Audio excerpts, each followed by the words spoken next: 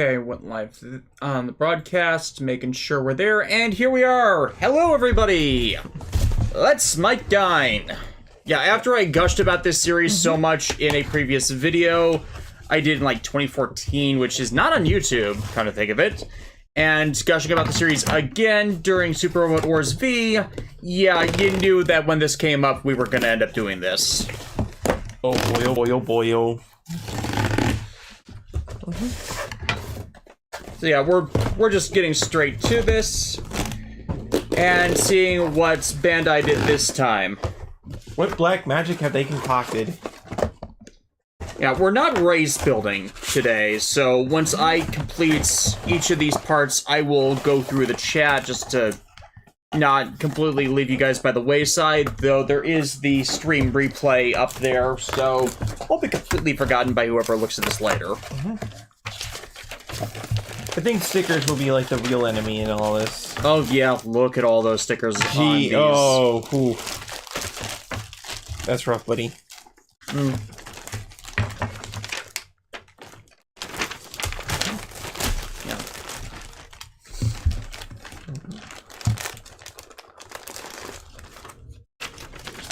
I saw Desmond in the chat saying that they're watching the last episodes of Gaigar, and nice! Especially because, you know, Blu-ray announcement recently.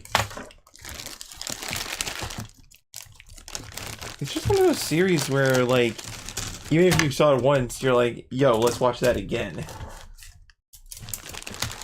Can you do it? Can you really watch it twice in a row? In a row? Probably not.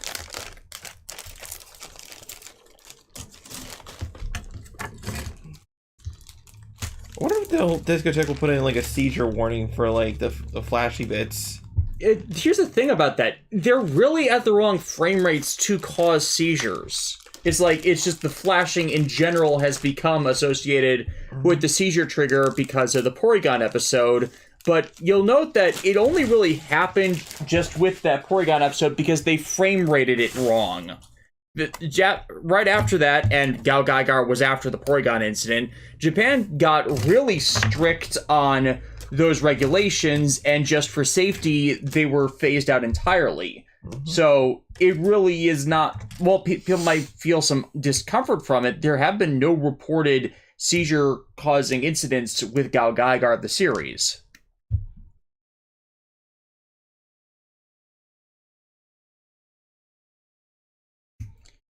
And Odette is going into her cave. Into the box cave she goes. What an adorable creature. I'm gonna need that blanket back sooner rather than later, though, because it's getting cold.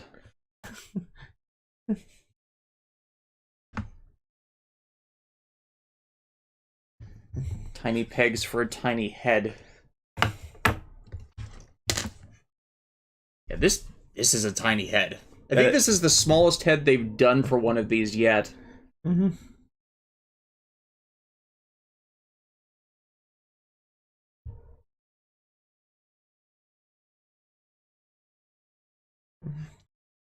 you save the boxes or throw them away? I've been trying to save the Gal Ranger boxes for a later thing I'm doing. I unfortunately did not remember to keep the big Gal Lion and Elephant box, so that's my one botch on that. Botchamania. Yeah.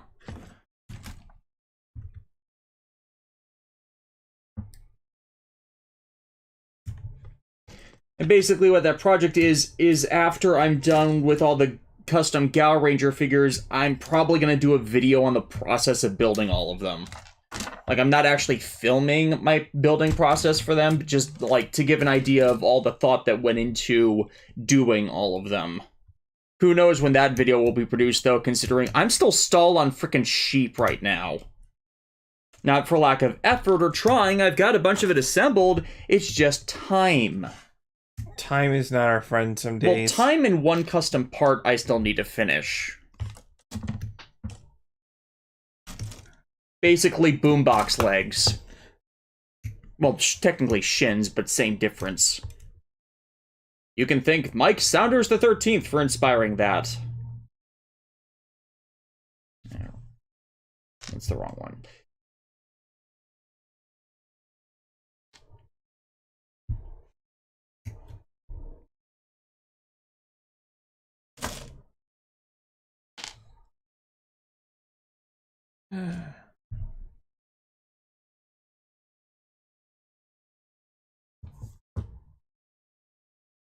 Cowsick9981, what did you do for Halloween? We watched this, we marathoned all the Sideshow Bob episodes of The Simpsons, which was fun, just to see the evolution of the character. You know, he's not been back since 2019. I'm actually surprised it took that long, because right now there have been the largest gaps in Kelsey Grammer's reprisal as Sideshow Bob to Rilliger. I like the Sideshow Bob episodes, but then again, I'm one of those people that was able to see the first, actually, no. I wasn't quite live, but, you know, this, all the subsequent ones were live.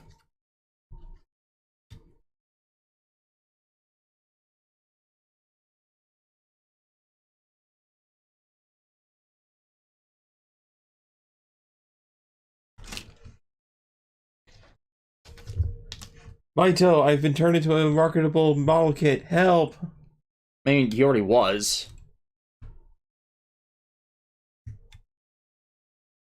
You know, Dakar also did that way back. They're really low quality. Like, really low quality. Like, oh dear gosh, like, what is happening here? 1990s. Ooh. Early 1990s. Ah, yes, that magical time.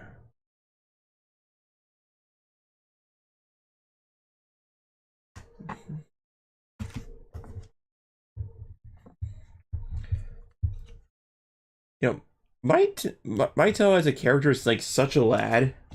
Nobuyuki Hiyama. You can't go wrong. You cannot. It is factually impossible.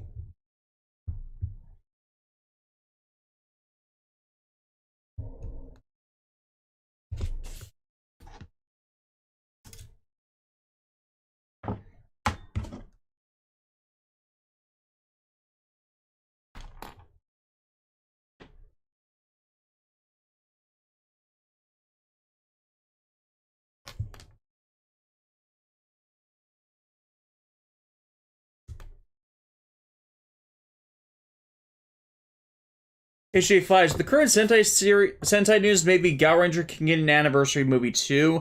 I remember there being something up with one of their actors, so I kind of doubt it. They did do a do a stage interview kind of event with the entire cast back, but I think that's as close as we're gonna get with that. I guess it looks like they're giving you the option to either do like a shiny A sticker or a normal black sticker. Yeah. I'm gonna go with the A sticker. I think it's just color contrast, but yeah, I think the A sticker's better one of the two. Oh, that's why. It's the window. Ah. Okay, so yeah, it's better to go with black for me. Probably blue for the character piece, black for the consistency. I'm gonna go with the light blue window. Yeah. So, HJ5, is anyone excited for Abba Ranger 20th anniversary? I mean, it's written by Naruhisa Arakawa, and Naruhisa Arakawa misses so rarely that you can bet on it being decent. And from my understanding, the plot is, like the Abba Rangers having to ask the question, like, is their brand of like crime, like fighting evil, like, you know, still relevant in like against parent-teacher nonsense, right? Because you know the usual censorship bullcrap. Because I mean, like, you know, I don't know much about Ob Ranger, but I do know that they were definitely the ones that like fought like way more wildly than a lot of other teams would. As was pointed out by one person who was actually experienced with the series, they had an episode where the only reason the Yellow Ranger didn't die is she has the hobby of wearing a military-grade bulletproof vest, which was a kind of a twist ending and kind of out there. Then again, it was the first few episodes. The Sentai series tend to be a bit more crazy when they're doing that. True, but the fact that they even went there, you know? Yeah. Oh, Alexis, there are C and B stickers that are also in that silver blue. Ah, I see. To just fill out the entire train cabin color. I don't know why they weren't telling us to put those on at the same time as the rest of the forward section.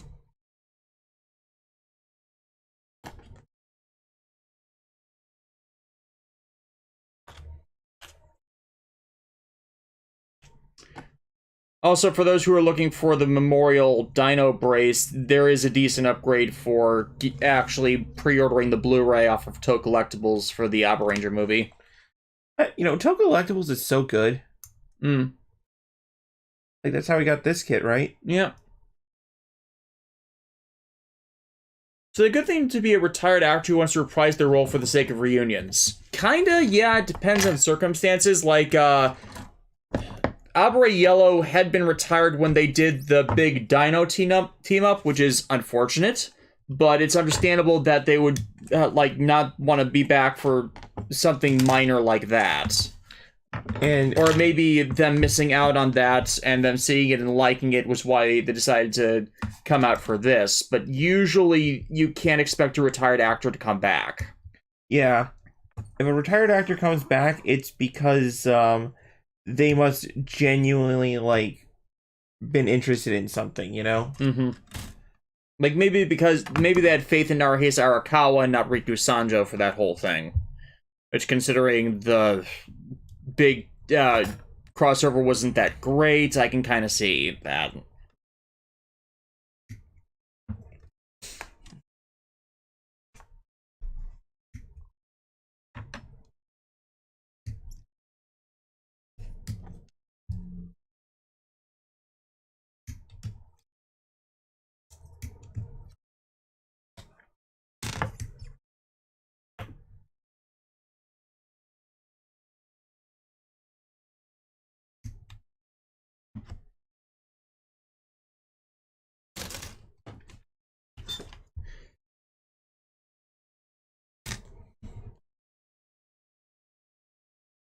HGFS was wondering if Blue and the girl were still married since the V-Cinema has barely referenced stuff after the series.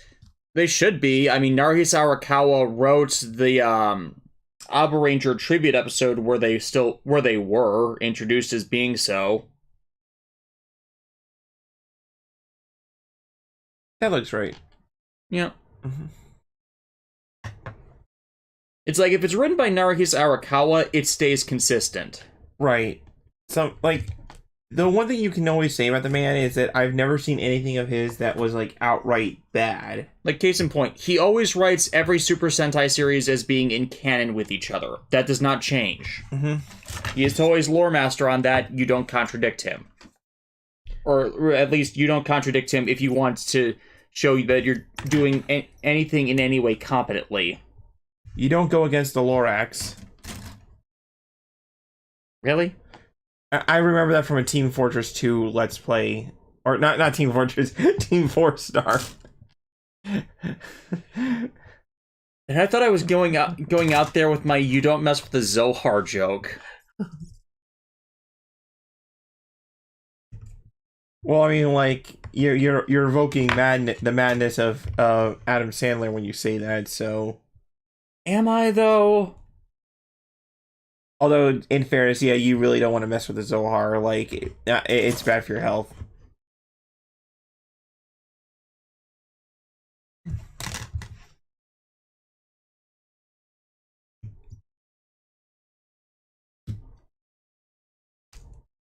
Pure Crystal. What's the difference between SMP and Bandai Gunpla? Gunpla is specifically Gundam Plastic. That's its meaning and translation. SMP is Super Mini Pla, or rather rephrased, it's now Shokugan Modeling Project, because Shokugan is a division of Bandai, which specializes in just animation models instead of the lucrative Gunpla market.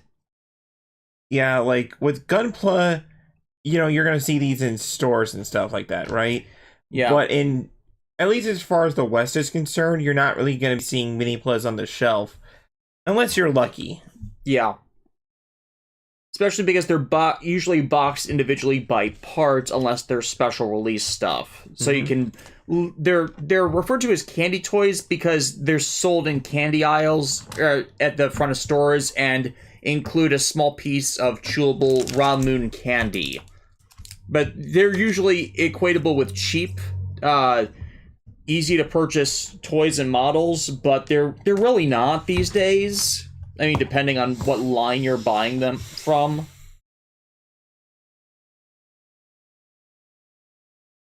Yeah, gonna continue with the consistency with the with the side windows. Yeah. At least we'll be able to tell ours apart. Yep. At least they give us the option. Yeah.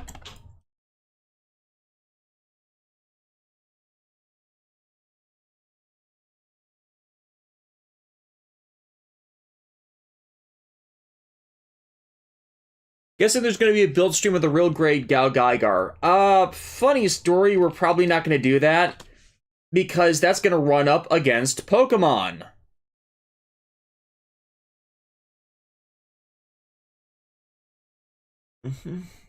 That should be fun. Yeah.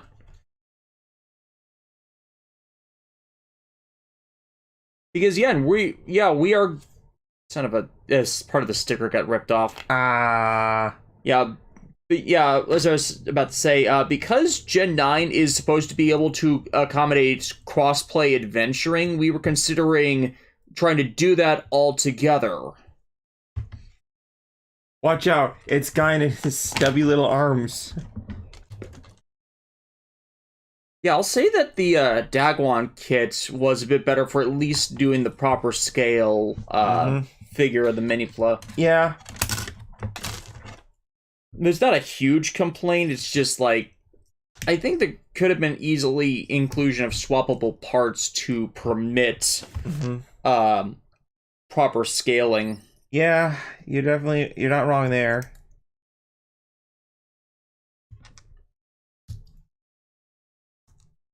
Then again, these are based off of Takara toys, so you can only do so much.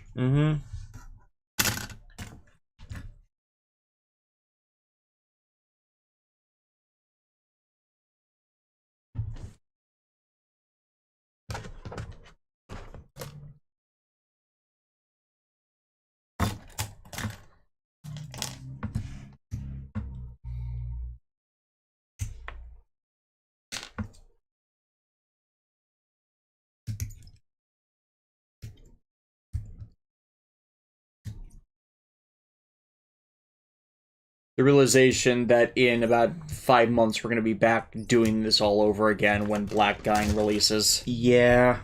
Yeah. I'm so glad they're doing that, though. Yeah. Like, you know... The fact they put him in Super Robot Wars in all 3 games the Gaine characters were part of, even though he originally only appeared in 1 freaking episode. You know, remember my reaction to Black Mike Gaine? I'm like, wait, who's this guy? Yeah. That mission in V is like legendary. Tongue twisters.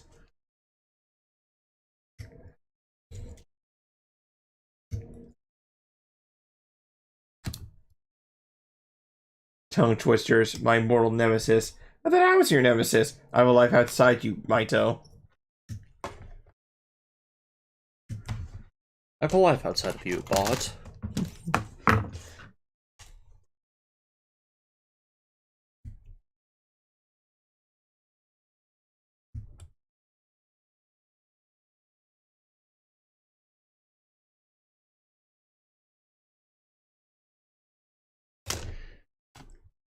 Romanov, I really want to see a Black Great Mike Gaine. They're working on Mike Kaiser right now, so we're actually going to be able to do that with the Kaiser parts.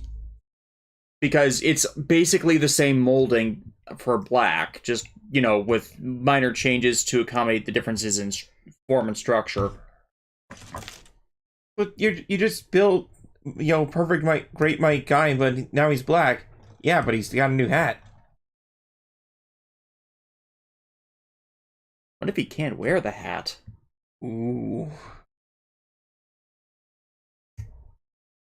Sorry, you must be this cool to wear the hat.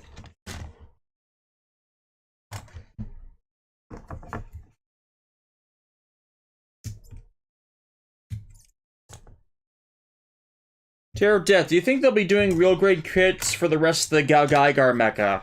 I kind of hope they don't. Yeah, because yeah, like you go. Because, you know, it's like it makes the entire Minipla line just feel a bit less for doing it that way. Mm-hmm.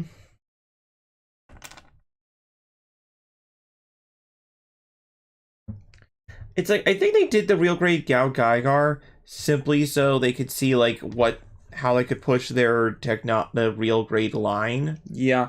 Because real grade as of late has become that line where they're trying to see like what new boundaries can they like go to, right? Now we're actually really hoping that they will do a real grade Gurren Satan because she deserves it, damn it. She freaking deserves it, and that would be the mightiest flex ever.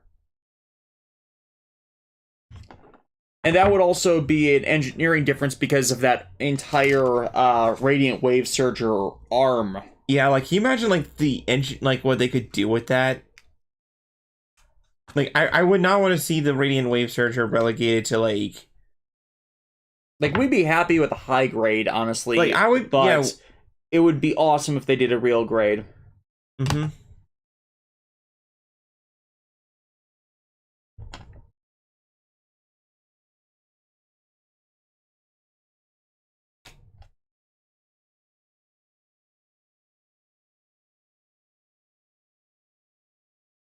What about Genesis Gao Gaigar? They could easily do real grade Genesis Gao Gaigar. Because like I could see them doing that.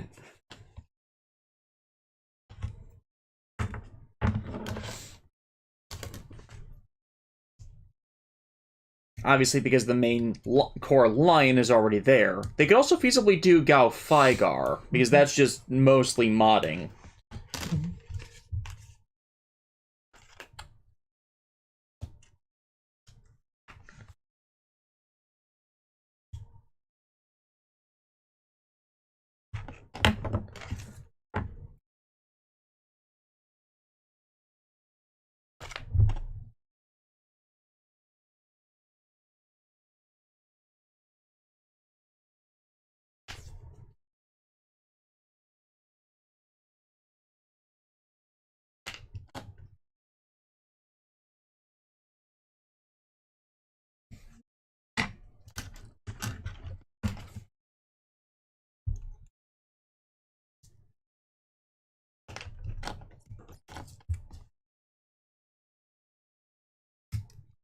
You do realize we've been in this stream for a little bit now, and I have not made one singular train pun, right?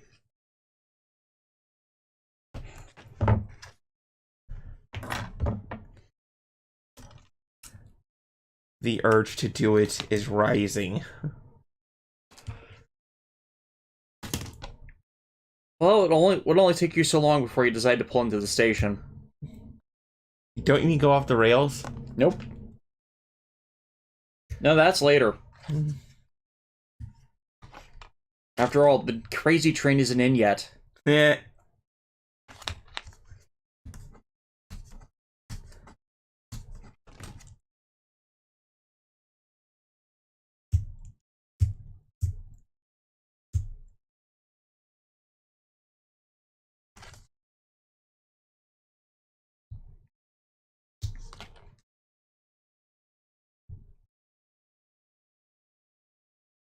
Yeah, okay, if they were just wanting to hit a price point, I'd understand them doing just this simple figure off of just the base design of the original toy, but honestly, I feel like considering the lengths they went to with the previous Firebird and Dagwon kits, that they would have tried to like scale this better to an actual posable Gaine figure. Who knows, maybe it'll be included later down the line, maybe as a packing with Mike Gunner. A packing with Mike Gunner would honestly make the most sense, considering Gunner's just gun form. They would, yeah, and they would need to like do something more with that in order to justify the price, you know.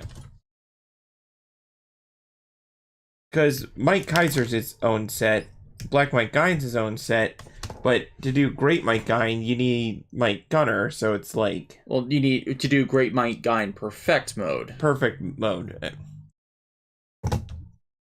And we know Mike Kaiser's going to cost more because he needs to come with his transport pod for his vehicles to eventually do the Joint Dragon Fire.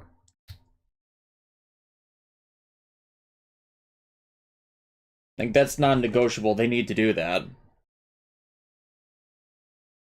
What is even the freaking point if they don't do that, right? Yeah.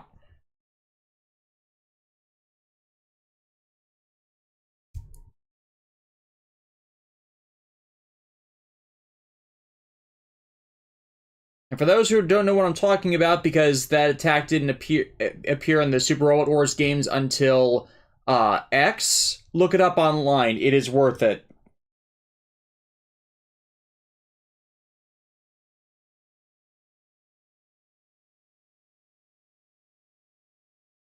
It's an experience. It is an experience.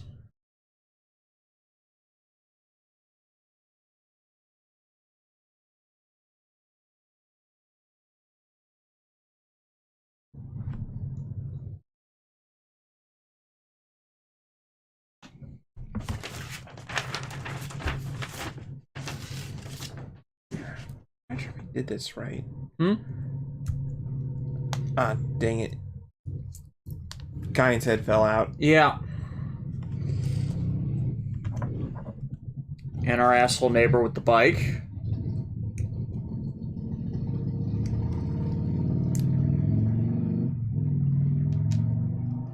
I really hope when I finally manage to get the windows replaced that we can't hear him anymore.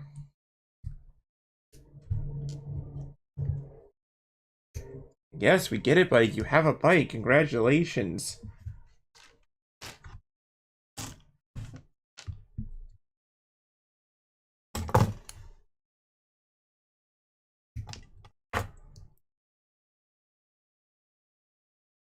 What Brave series would you like to see in this next Super Robot Wars game? Dag 1. That would be the the one that would make the most sense in my opinion. Like, Dag 1 actually has human characters that are part of the plot. They do the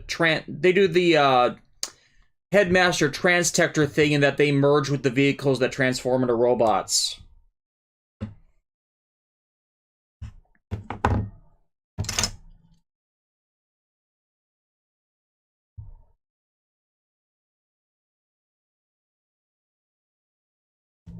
And there's a fair bit of stuff they do with that doesn't require Takara toys to also be cross-promoted in that, which would bring up legal problems.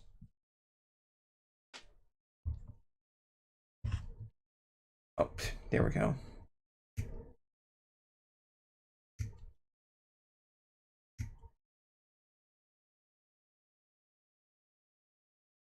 Plus, it has one of the easier upgrade schemas to build attacks out of. And by build, I mean animate, obviously.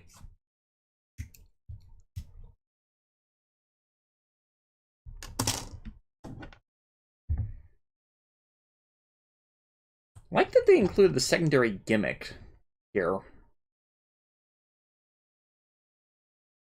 That's a solid train, though. Yeah.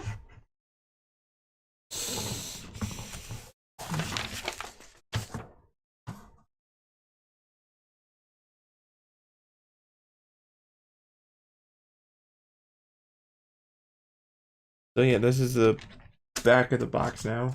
Or back of the... Backup sheet. Mm-hmm.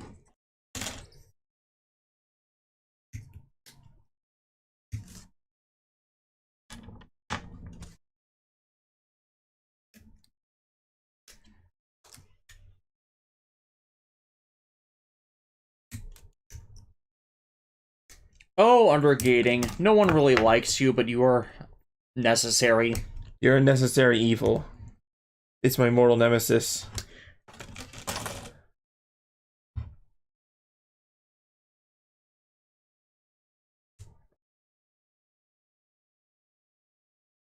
Skyfire, you've been watching Gundam Witch from Mercury? Yes, we have. We've been commenting on it in previous streams.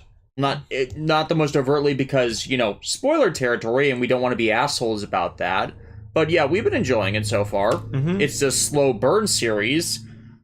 But I think they're clearly in that period where they're trying to, like, establish the world a bit more and stuff, like... And the characters are proxies for war and conflict with everything they're doing, so it's not a huge deal. Right, it's like, I feel like they're clearly building to something.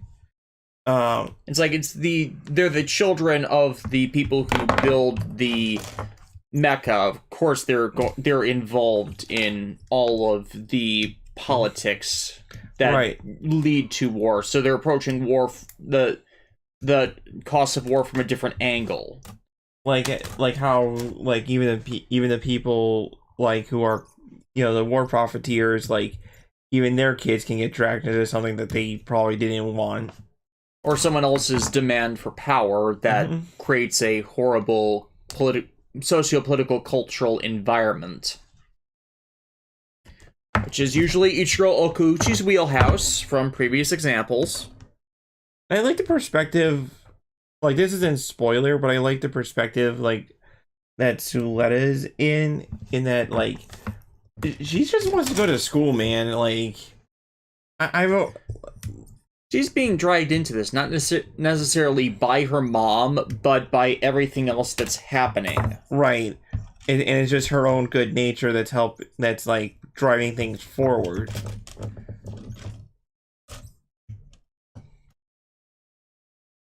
It definitely leaves me with this feeling of, like, I can't tell where this series might end up, and that's, I feel, like, a good thing, because... Probably doesn't help that Okuchi's not done that many original series, so it's harder for people to get a complete read on him. I mean, you can tell what was not something he was responsible for simply by factor of the precedence of other people he has worked with. But him himself, I think he likes high school settings, but that's about it. Yeah, that's the only thing you could probably really definitively say about the guy. Which admittedly kind of explains one part of Code Geass R2 where they refuse to leave the school setting when they really should have, but that's about it. Mm-hmm.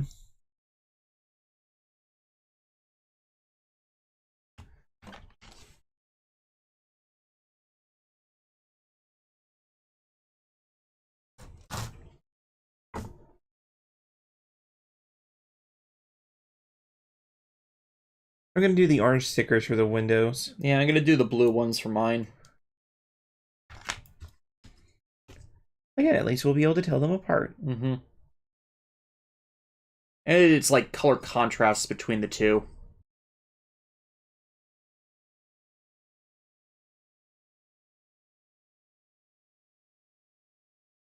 Like on the white one, they're blacked out, and on the gray one, they're blued in.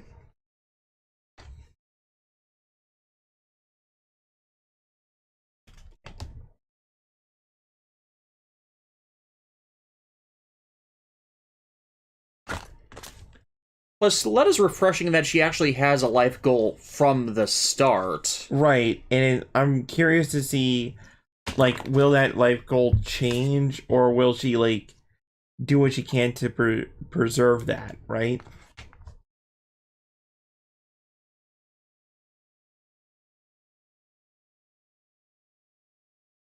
But on the community side of things, I just find it so refreshing that, like, every week there's, like, something that people make fan art about, and everybody universally goes, yeah, that's some good that.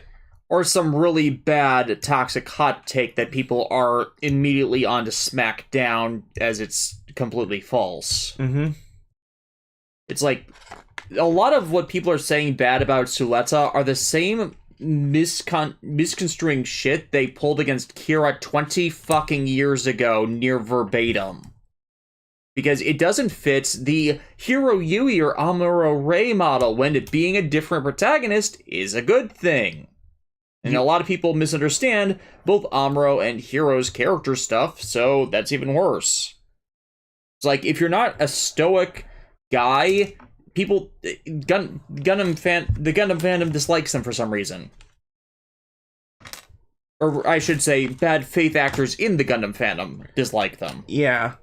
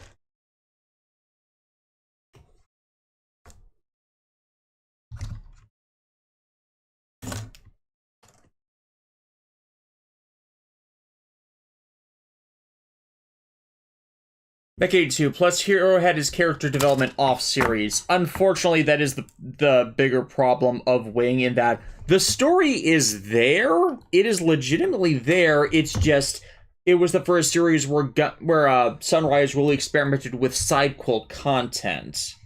To varying degrees of success. And that was a big hang-up in America when it was imported, because people were not aware the prequel content existed, and we started the story in media res. Like, I feel like back then it was a bit more fair to be misinformed, because the internet was really, starting to come into being. And even though we got them, they were formatted read left to right, and we didn't know about Tokyopop as a manga distributor until the big manga boom a few years later, at which point the formatting was wrong for it, and they were out of print. It's like, by the time you realize they existed, and they're gone. Yeah. And that's honestly why, we push for distribution about material, about the things we love, so that way there is no room for misinformation to be spread, because you spread misinformation, then people will believe that, and then suddenly, you get into, asinine arguments, and so many asinine arguments. I'm pretty sure people in the chat have experienced a situation where they know something to be factually correct, they're an expert on something, and then they encounter somebody that was so sorely misinformed. Yeah. Like, case in point in the misinformed thing, believing every Gundam series exists in the same timeline due to the nonsense with Turn A, and believing all of Tomino's bullcrap when Tomino legitimately cannot be paid to give a damn.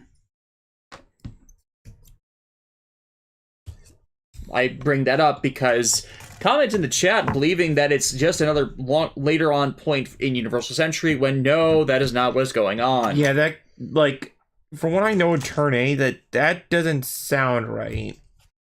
It's because of the whole Black History nonsense. Yeah, but it's I don't, okay.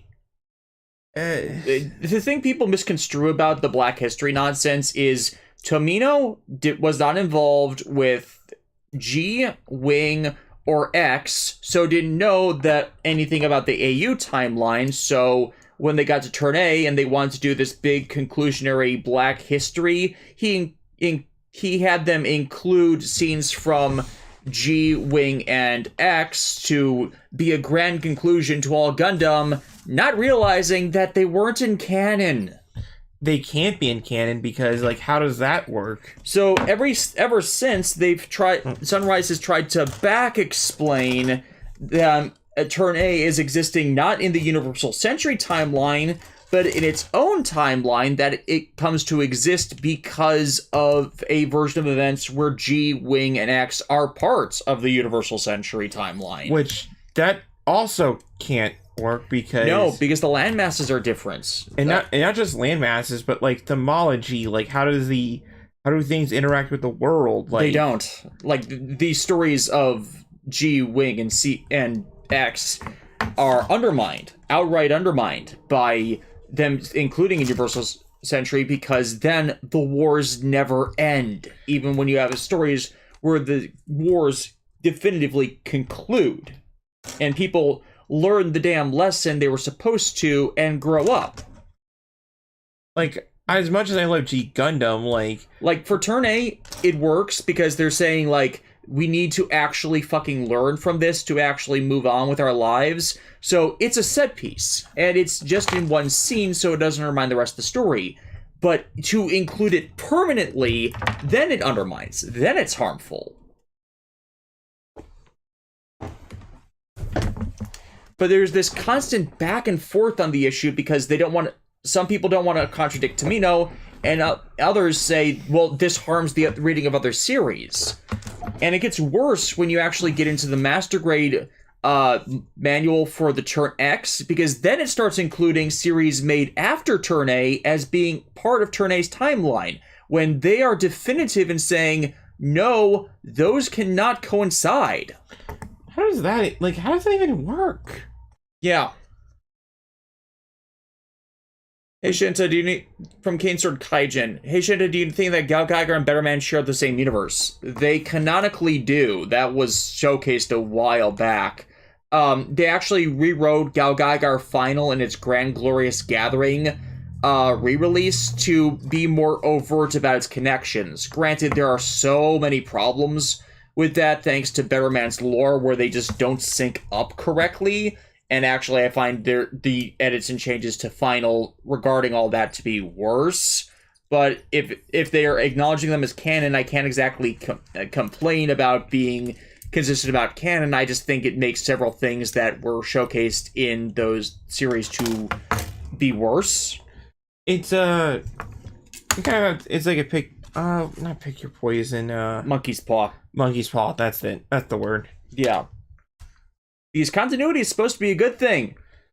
And here, like, but treating Mamoru, who was raised as a child on Earth, as more alien than the actual aliens in some aspects of his characterization, no. Specifically, the child pride thing with Hana that was talked about in Super Robot Wars 30, which was apparently a thing in Gal Geiger versus Better Man, which was not quite a thing in the original series because Mamoru was not being treated as if he was alien from the start. I mean, he was alien from the start, but you know what I mean. We didn't know that at the time. Yeah.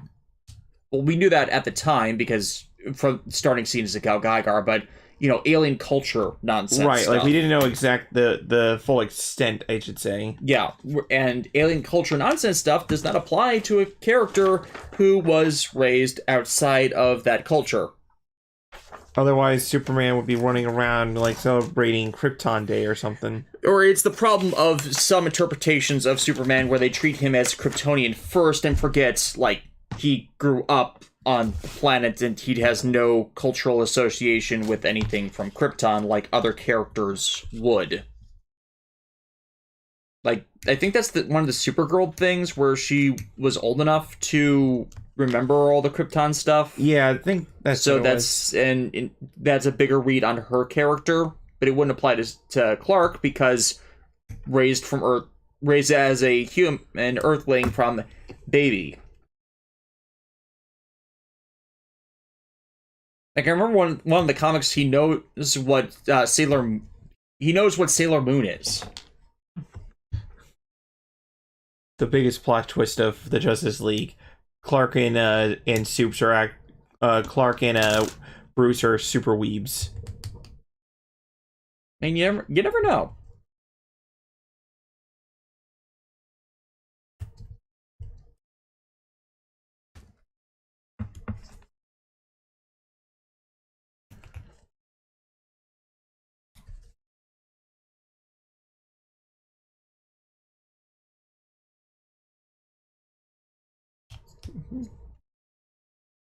Terror of Death X could technically take place in the UC timeline.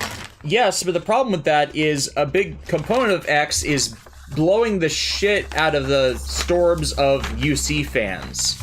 You know, their obsession with new type bullshit. Yeah, the whole, like, do you mind if I take that? Like, the whole point, the whole twist of Gundam X is that, believe it, guess what? New types aren't actually a thing, at least not to the extent that the people in the story were believing them to be. I Like, they're not godlike saviors of the next stage of humanity. They're people with special powers that you can't hinge everything you do on. Right, and that was sort of like the point. Like, if you're basing your entire salvation off the like whims of people that just so happen to have psychic powers, then like that's part of the problem. Like, you're hinging your hopes and beliefs on something that could just as easily turn against you. You're giving up your power to make a definitive change and choice and just giving it away.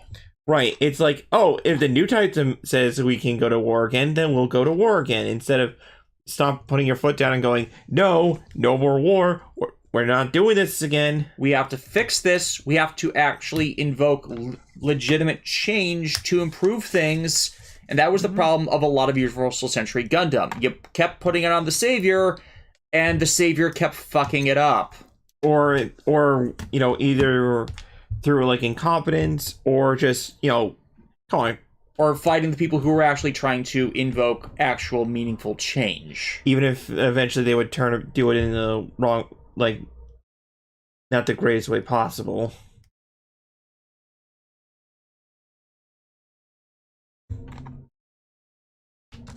Like, honestly, like, the thing about the black history of Turn A that I take away from is, like, you're not supposed to know what happened in that black history. That's sort of the, like, yeah, that the fact that you don't know what happened is, you know, part of the problem in the mystery. You know?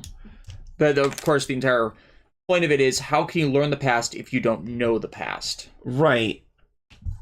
So, if it's sort of like the don't go into this spooky mansion kind of thing. I don't know.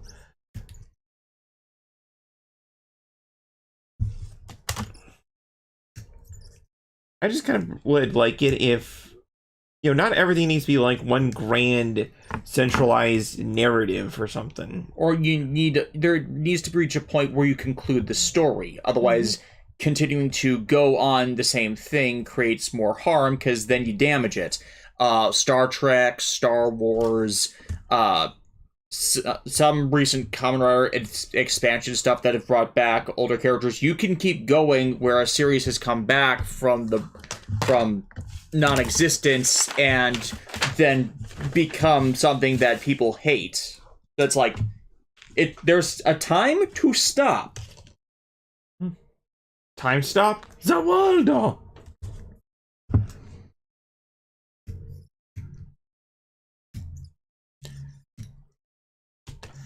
Now, that's just our stance on things. Yeah, so better that series go AU so you don't bog it down with all of the Universal Century's baggage. Because it was, I really do think that it once, like, because of G Gundam, and once the concept of AU Gundam stories became more of a thing, that's when Gundam was, like, really took off, you know? Yeah.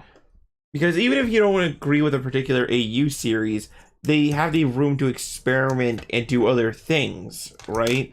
Whereas the problem with continuing an old story is you keep running aground of the same old problems unless you want to permanently address them. But unless you're at the last point in the timeline, you really can't, as then you can't really allow it to move forward because of pre-existing continuity. That was Unicorn's problem. Unicorn tried to call out the problems of Universal Century, but did so at a point in the timeline where they already had continuity lockout. So there can't be meaningful change from anything Unicorn does. No matter how much they declare, hey, the people who are causing the problems have been known to be causing the problems for a long, long time. It's like,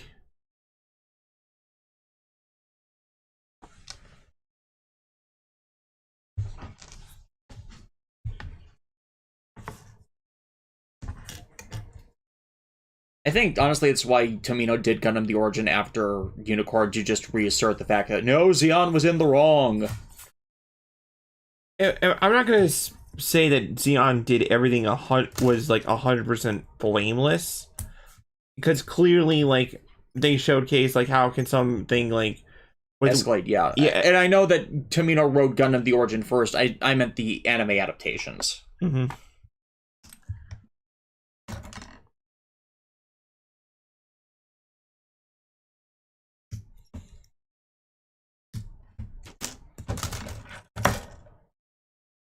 Anyway, super robots are like the coolest fucking thing ever. Yes.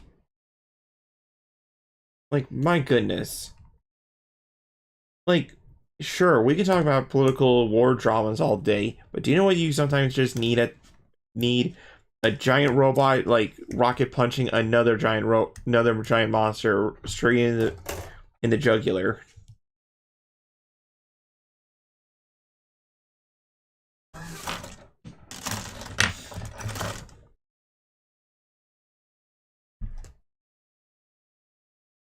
Remember, people, for swearing, it auto flags it, and I need to approve that and mess with that, so please kind of stop it. The ones I just approved were Cure Crystal's useless ass psychic powers and Terror of Deaths, thanks to Double O's 10th anniversary for fucking up O's for me. I second the O's 10th anniversary complaint. Fuck that movie. Mm-hmm. Nobuhiro Mori, I cannot name anything he's done right in years. I actively regret saying and give him his own series when he did the Yongo special, because that Yongo special, in comparison to all the other shit that had been done in the Spring movies, legitimately felt like a breath of fresh air. How was I supposed to know that he'd actually be one of the worst writers at Toei after that?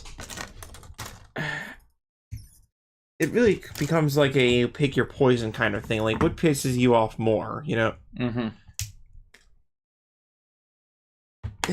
Like, for me, I don't know exactly what it is will set me, like, what is my number one, like, oh, I hate this trope so much. Oh, actually, I know what trope I hate the most in terms of writing.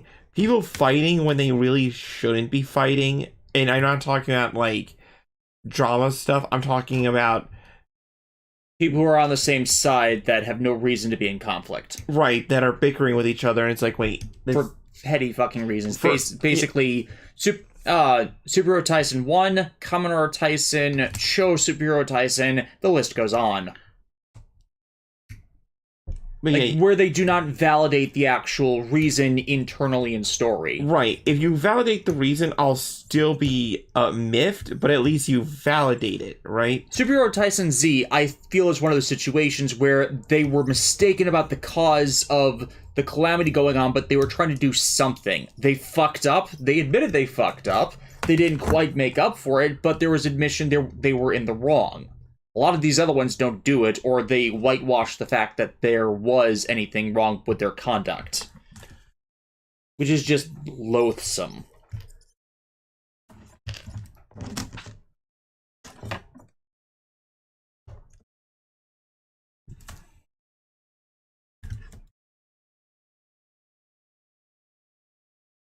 Tiny guns, tiny hands. I'm gonna cut out the tiny hand runners just to make sure they're not destroyed.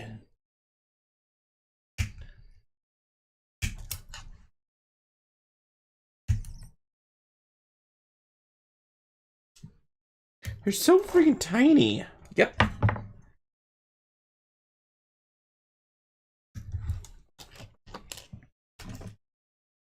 Oh, that's the other trope. A-holes in a story that like keep getting away with their misconduct when, by all accounts of the story's internal logic, they really shouldn't. Yeah.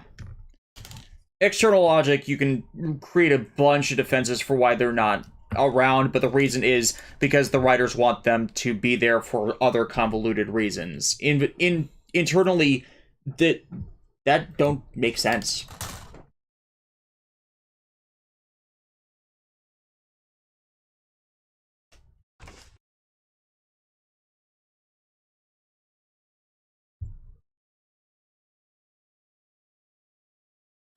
It's like there are natural endpoints to a character where you can retire them and everyone would be satisfied with it. Usually you can't do that right after they end a character arc, unfortunately, as has been proven by some recent stuff where you fucked it up, because that shows that, oh, their character arc is over, now they're useless to everything. Instead of, you can't interrupt character arcs. You can't have a character die early and make drama out of it. It's just, that also pisses people off. You need to know when to actually kill a character. killing off a character is a very fine art, you know? Mm-hmm. Not everybody can pull it off, but if you can, then you get some legitimately, like, gut-wrenching scenes. I am dead certain that the Great Set's going to come with the Doreen Ken and a sword hand that'll be able to mount them both as the lance. Mm-hmm. Oh yeah, the double drive wield sword. Yep. That thing was that. You know, nothing will ever like top like that experience of going through V for the first time, and I've never seen Might Gaine. So I'm like, what? He could do this? And then you realize it's the double blade brave perspective. Right, and it's like, and that's what cinches when you know the brave perspective is actually Mitsuo Fukada's design instead of Masami Obari's, because Obari never did the double blade.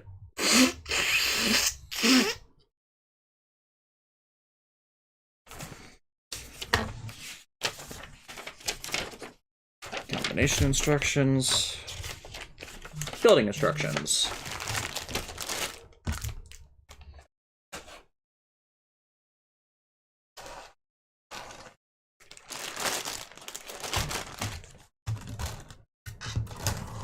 there we go.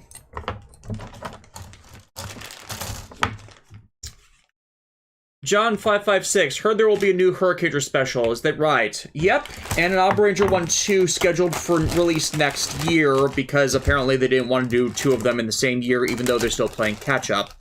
Toe Collectibles currently has both Blu-rays available for pre-order, and they both have special additional items that are interfacing with memorial versions of the Teenage Changers from those series. That's the. This is correct, right? I believe so. I'm just talking about the. Yeah, looks like. As long as the peg goes in the side with the peg. Mm-hmm.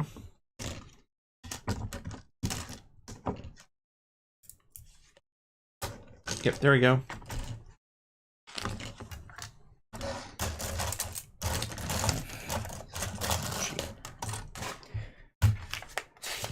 Now, before we actually finish today, I'm going to need to pull out one of the arms of the Grand Liner, simply so we can see a size comparison, because after these are all done, we're going to have to do a Joint Dragonfire versus Space Grand Liner comparison. Where's my SMP Victory Mars, Bandai? I actually went into the voting poll and put in specifically Victory Mars to Mega Voyager in there. Just as a reminder that people want them.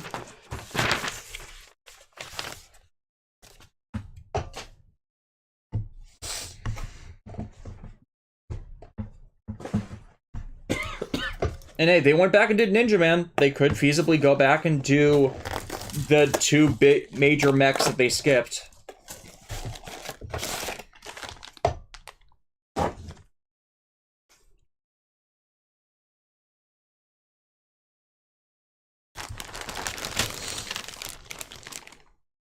Honestly, this one seems to be a straightforward build.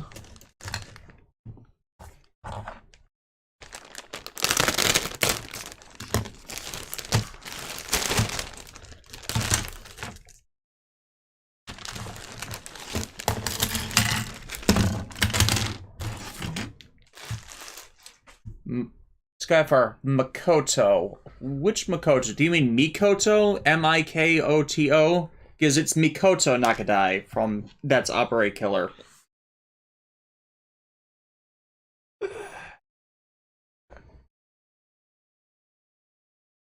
Yeah, he comes back from the dead a lot. It's like, can you stop resurrecting me? I'm trying to die here.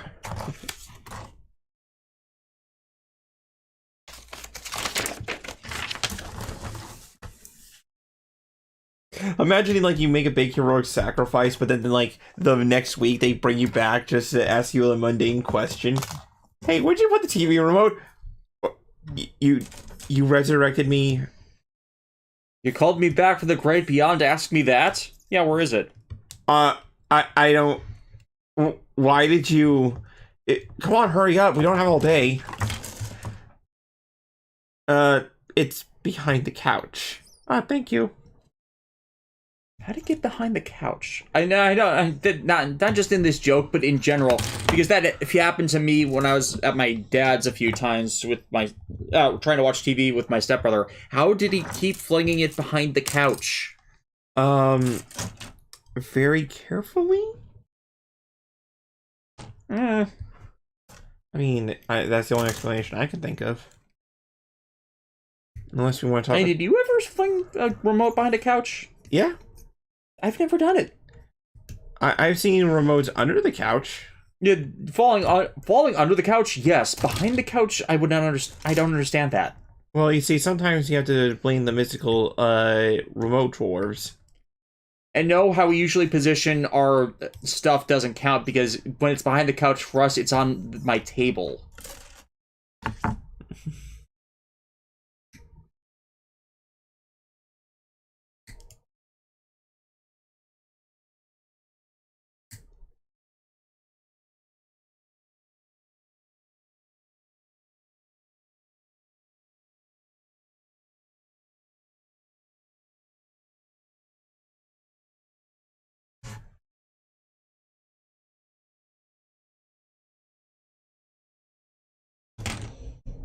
Something up in the chat?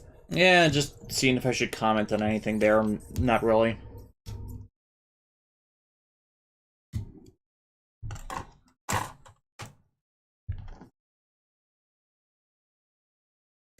Yeah, them saying that a bunch of characters came back from the dead in the Legend War, and if you actually look at the footage, not really many know.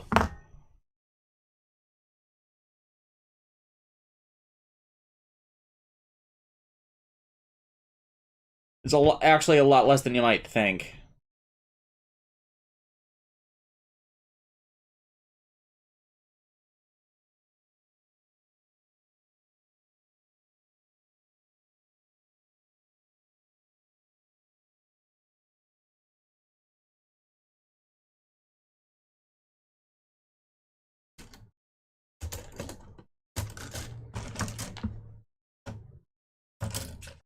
Referring to the other sticker? Oh.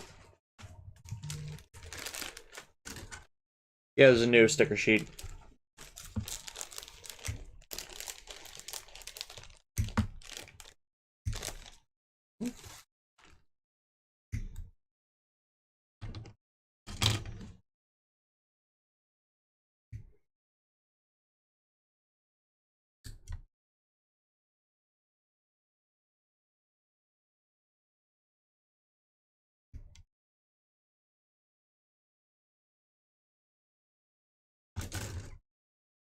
And this is something I don't like about this kit. There are not two complete heads. So, like... Oh, so, like, you have it, like, one like this? Yeah. Because this front of the head, there's only one. As far as I could find in there. Yeah, unless I completely missed it.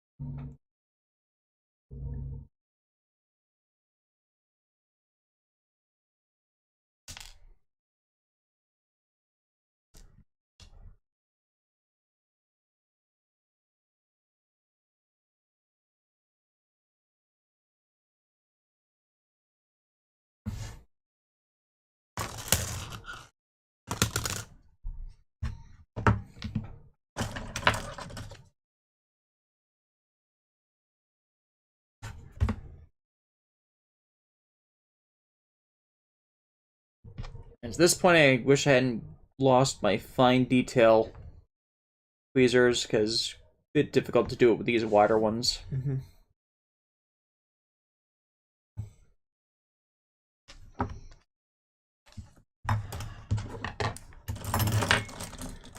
Oh, okay, so that one sticker goes on Yeah, this head. yeah, the one with the indented faceplate, because that's supposed to be when the cockpit is open.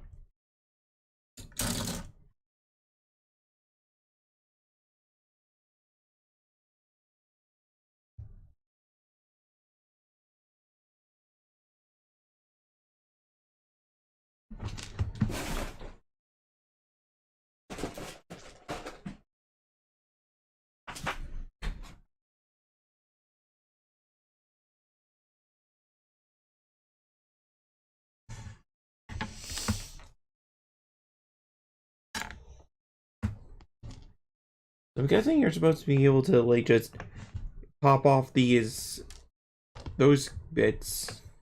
Mm-hmm. Yeah, I'm not gonna install this head. No headmaster for you.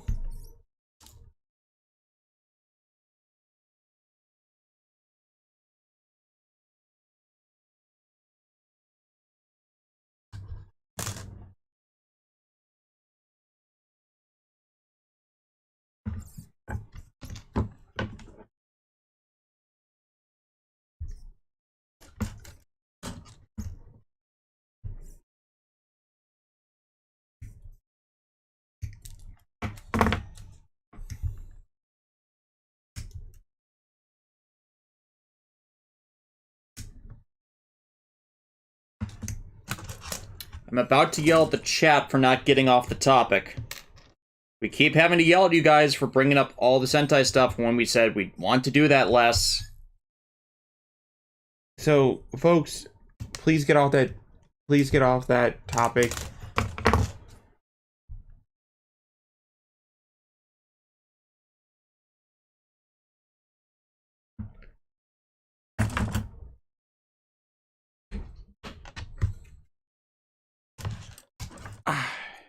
Stupid eggs. Yeah.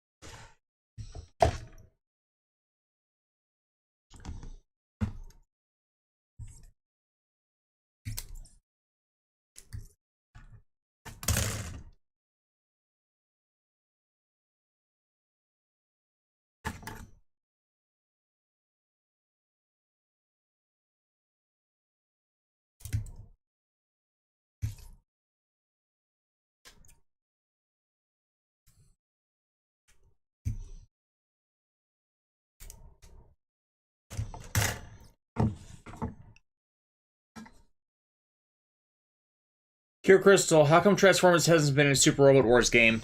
And yeah, copyright problems. Yeah. Plus, you know, all the timeline stuff. I think we've talked about this in a previous stream. Yeah. Where that it's just so hard to accommodate them due to, like, even then, which timeline would you include? Would you appease the G1 monster, or would you try and do one of the other timelines in series? You feed the G1 monster. It's like, no, you've already fed enough today. Feed me. And we've joked about this before, but Goldion Crusher would crush Unicron. Like, the threat would be resolved very quickly. Unless, of course, you want to have, like, I don't know, say, like, the Z Master merge with Unicron or something. Which that would create a completely original beast. Which I feel like they should do more of, like, The combined two of the super bosses. Yeah, it's like if you're gonna be willing to do original units that have never appeared in a Robot Wars game, then I feel like they should take the initiative and go like, yeah, Yeah, like the fusion of Zonder metal with Invader matter and DG cells to create super creatures in T, and then it just ended up being the same generic metal beasts. right, Sprite. When it's like, don't you think that should have like resulted in like some sort of nightmarish, Or at least an original boss monster. right? And it's like you're in a setting where like all bets are off. You could literally say like You could do some original off the rail stuff. right, like enemies interacting that should never have interacted in the first place, less because of like. And if it's gonna have something original like that, give it an original unit. Mm-hmm. No reason they shouldn't. Or like the fact that like in Gao Gai, like it was a little bit acceptable in T, but throughout 30, like all you fight for Gao Gaigar's enemies are like The Better Man, and then super 000 powered units. And fair enough, 000 does actually do that in the Gao Gaigar versus Better Man novel, but they didn't really take it to its actual value because every story segment is basically sectioned off from the other, so it's just this. It's all the cross series content is bubbled into its own content. And I was also gonna say that you always fight like that like that E10 model. Yeah, that same generic one back from the original Gao Gaigar. And it's like, come on, you have all this budget, and this is what you recycle old stuff. Mm-hmm. Like, I get it, you need to accommodate budget somewhere, but the really cool set pieces, you're kind of failing on them.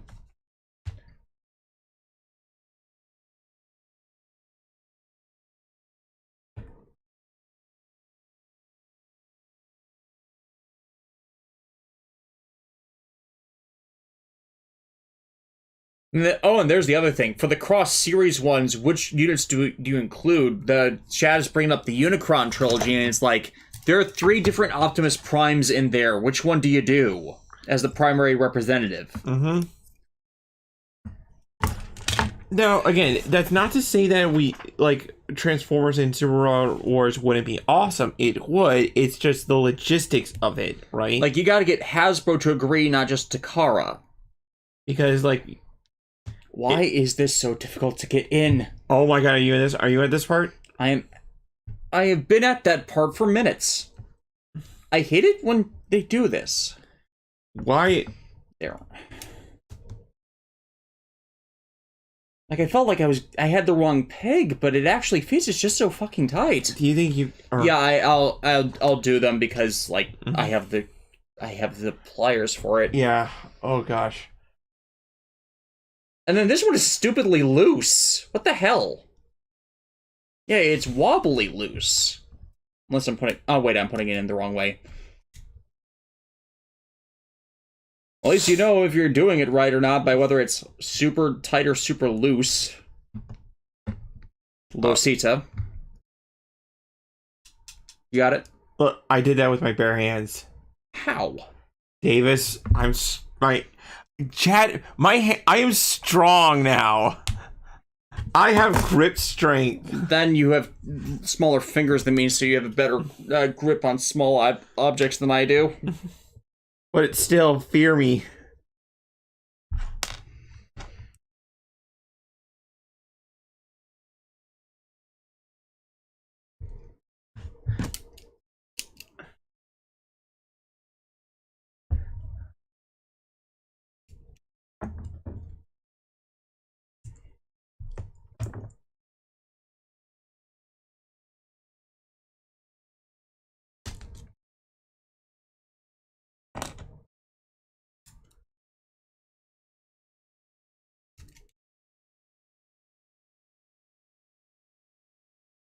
It had pliers, and I was having difficulty getting them in.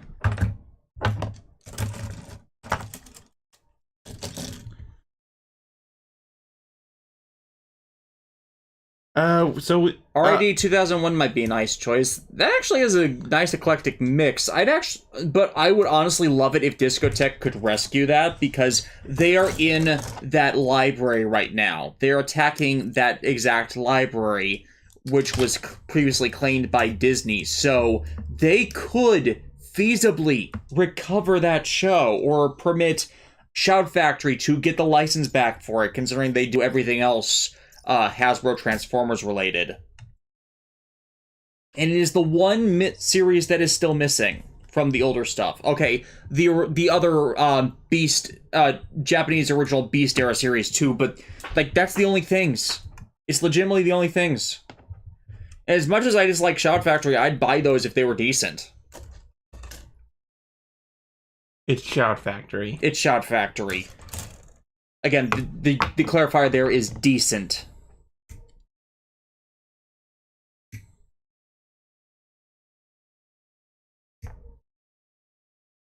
Oh, speaking of which, no wait, let's not get back on. Give them a reason to get back on that topic. Mm-hmm.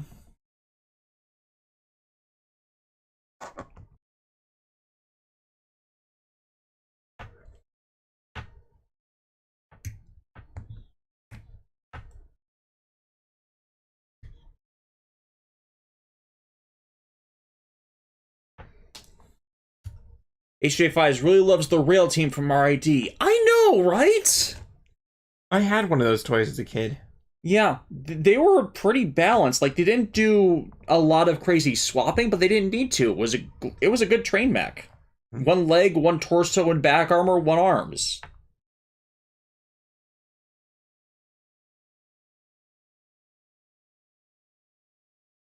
Wow,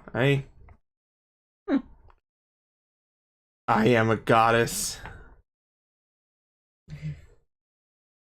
I need something to poke her ego before it becomes a problem. Come on, our ego's already fragile enough. You go from 1 to 100. Oh yeah. Hey, I never do anything half-assed.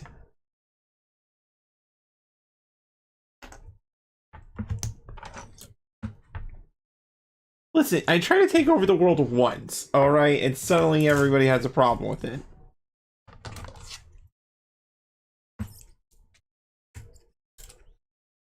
Apparently, conquering things is like a no-no. Alexis, you are not a cat that can be allowed to claim everything as yours. Eh.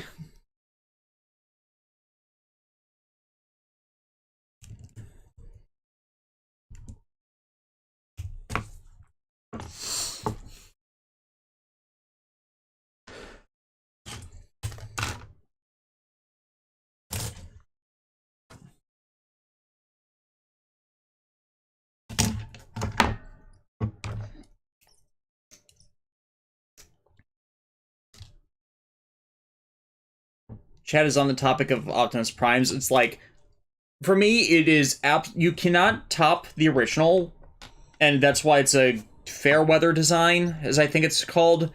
But you can also not top Armada Prime. There is nothing wrong with that design.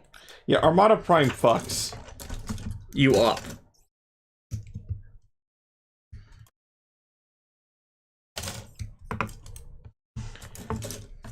I said this many times before, but if I were to pick Optimus or Transformers and Super Robot Wars, it would have to either be the movie or Galaxy Force. Because if you recall, Galaxy Force was its own thing, separate from the Unicron trilogy, and it was only until they brought it over that they turned it into. The way I heard it was intended to be part of it, but Studio Gonzo, who actually did the story and animation, decided to do their own thing, so then Hasbro had to back adapt it to be part of the original plans of the Unicron trilogy. So it's like, okay, original company wants to do their own thing, but he kind of screwed with the rest of the logic for everything else. Whoops.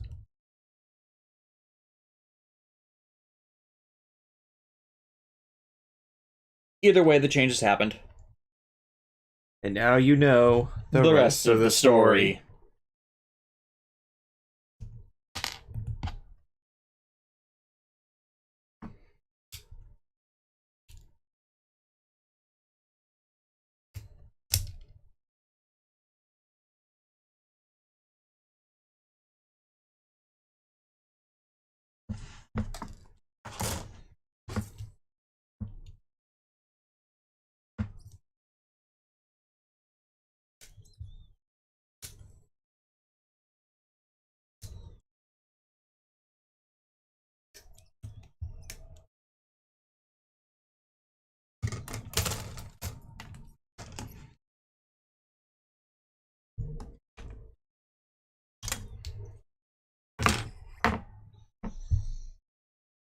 Oh, that's the backpack. I don't know what was up with that. Your backpack. I mean, I have been carrying you a lot. Ow! How? You didn't need to go there. I already have confidence issues. So.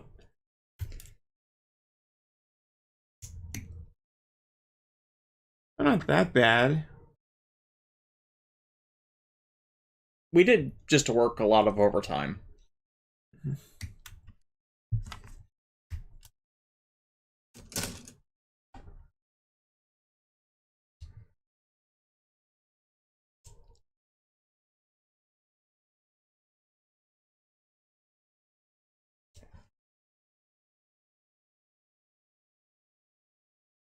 This is right, but there's a gap that... Yeah, there's a bit of a spacing issue with the peg. Yeah, sure. Yeah, this is assembled correctly. It's just like it's just not even, it's not in deep enough. Because it's just a tight fitting joint.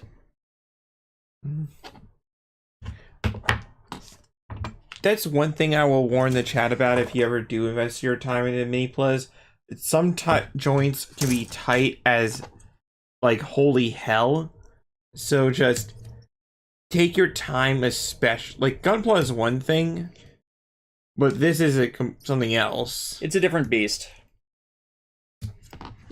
Like, don't get me wrong, the end products are usually like really, really cool. It's just like sometimes they are a nanometer off in the sizing, and that makes it really difficult to get the parts together. I think it's intended that way so they stay tight and can resist wear, but it definitely is something that grates on us. It hurts the fingers. It hurts the fingers.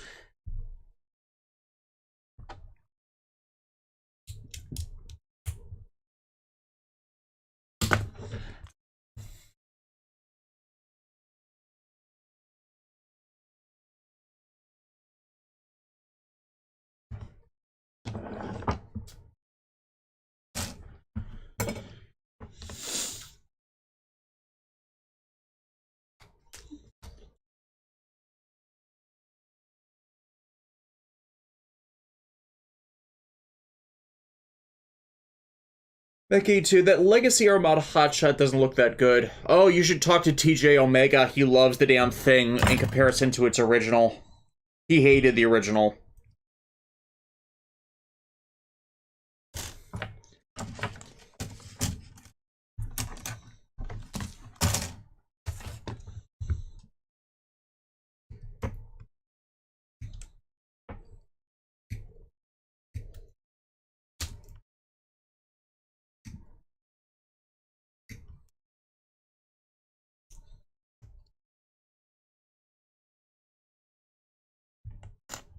So... Becky, too, Earthstark Megatron works with Prime as friends of the Central Human Family's mom.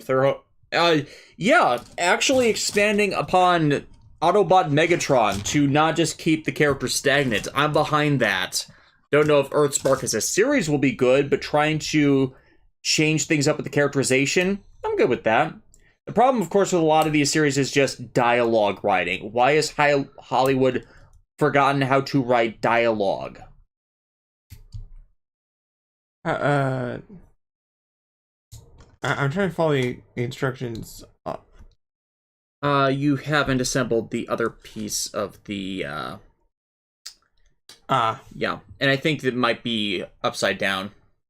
Oh. Yeah, it should be pointing down. Part separate. Thank you.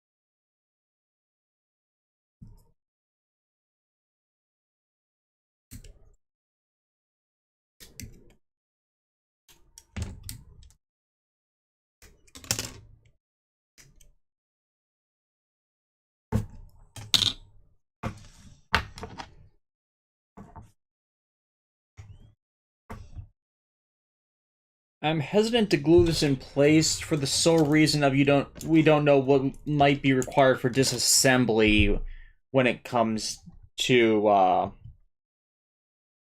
Great Mike Gaine. Like, maybe they might have us remove the front pieces to put more firmly connect the great parts. There we go.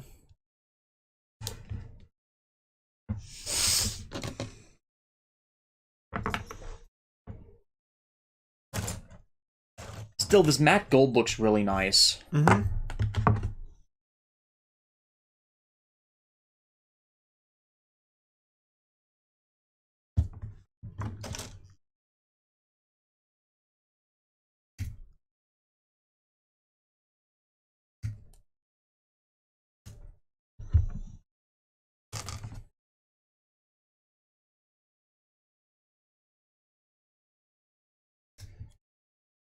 Also, I'm just waiting for all the Transformers fans who have only seen the animated series to look at Hero Megatron, or in the process of Reformation Megatron, and ask, what the hell is this?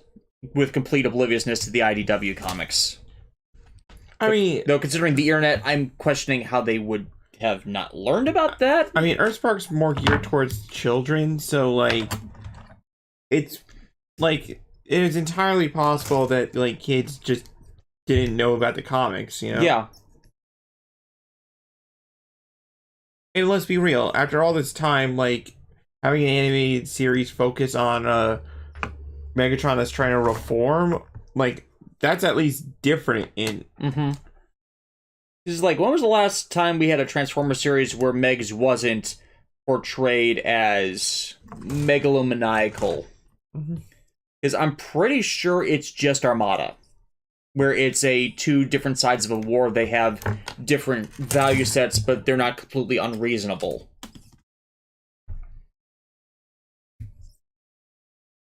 They lost that in Energon, admittedly, and it was a full reset to G1 characterization in Cybertron, but there was at least an attempt for a bit, with even with how bad the writing and the adaptation Armada could have.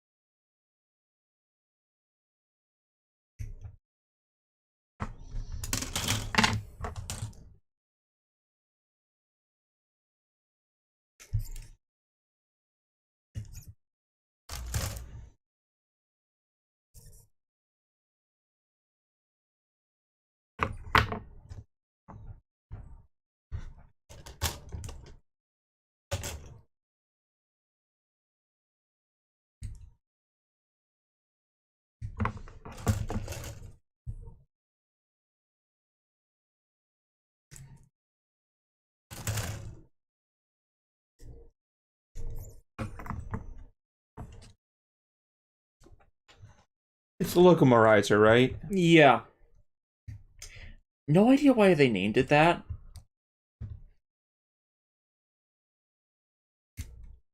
Because it sounded cool. Possibly. It's like this thing. That's my default answer. It's like because it probably sounded cool. Why is there a tiger on the chest? Because it looks cool. Exactly.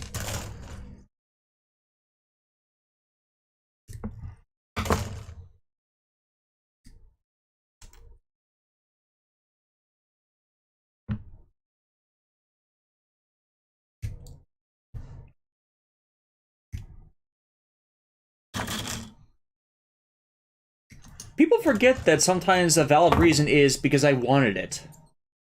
Like, engineers are allowed to have that kind of silly design aesthetic to them. You just need to admit it. It's also like it's like their form of expression, right? It's like that. There's a reason that big googly anime eyes line in Power Rangers RPM worked, because it's like it's pointing out that no matter how mature the character acted, their designer still had a level of childishness to them, that even if they did not consciously denied it, one that was just looking for expression. Mm-hmm. And it's also the way they pointed it out. It's like, you know, I think in other series they would just take it for granted, but in this one they're like, hey, our things have big googly anime eyes. I have no idea what you're talking about. Next question. Next question. Next question. Also, it's not spandex. Is like, I mean, it legitimately isn't in series. It legitimately isn't, but it's just the delivery, and like, we know it's spandex. It's just that in series, it's not. Suspension of disbelief. Exactly. It's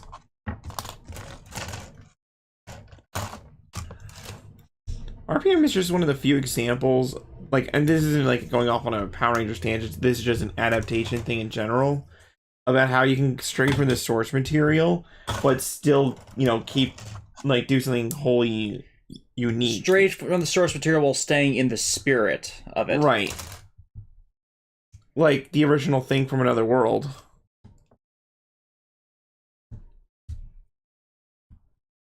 Which had less in common with the original short story.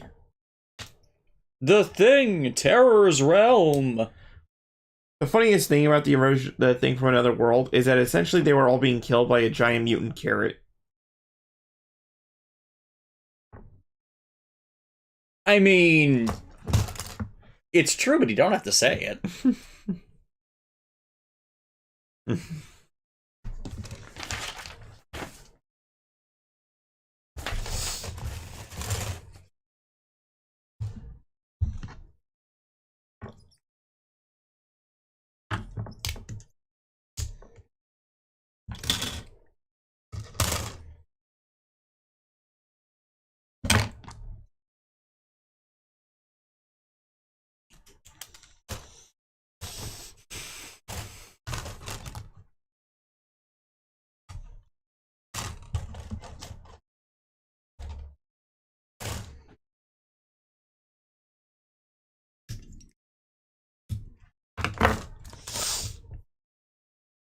Yeah, honestly, I kind of like it like this. You know, it still has the fins up, but it actually adds a bit more to the front. Mm-hmm.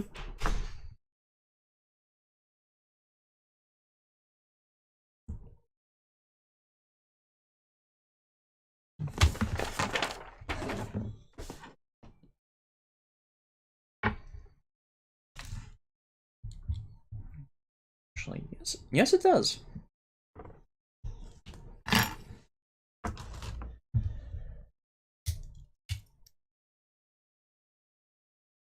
So there's going to be full gimmick accommodation, like we like to see from the SMPs.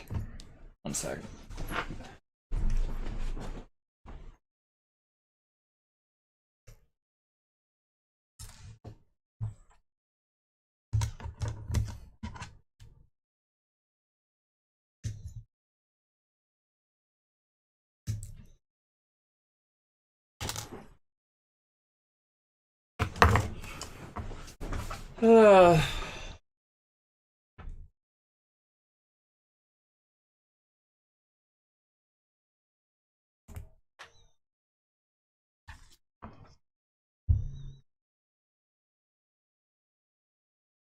Back on the Transformers questions, but DJ Toku. But yeah, what do you think of the relatively recent trend to have Unicron be Earth itself? I'm not a huge fan of it. I can admit it's like a decent story idea to answer the question of why is Earth relevant, but it's either a give it or take it. Prime was original with it, used it decently, then the movies got their hands on it. And they were terrible. Because it was the movies. What? No.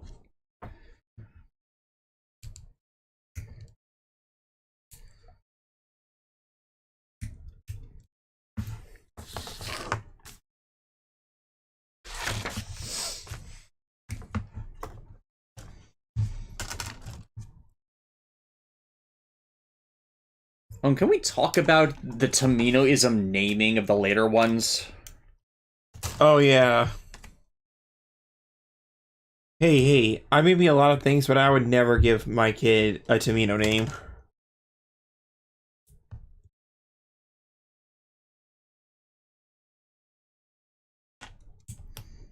Yes, absolutely not.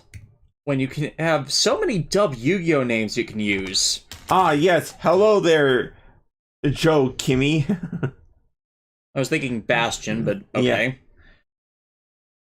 I mean, that's at least at least Sebastian and the Little Mermaid did stuff. And then what did Bastion do in the show? He couldn't adapt. He couldn't adapt, man. So he went off to another world and got a human tiger waifu. Lucky. Like, come on, like, how did he win? Like, he won at life. It's like, wait, like, you went off, you got isekai, yes, and you found a tiger wife. That is also correct. And she's buff. Yep. Very. How are you a loser? Well, you see, I can't beat people at a children's card game. What? That matters. In this universe, yes. Even here, yes. And then it shows some dual spirits. Loser! It's where the guy's problem was just he was so focused on other people's strategies, being so specifically designing his decks to beat other people's strategies that he forgot to focus on improving his own. Like, there's a reason why he basically became a blip. Oh yeah, Misawa exists.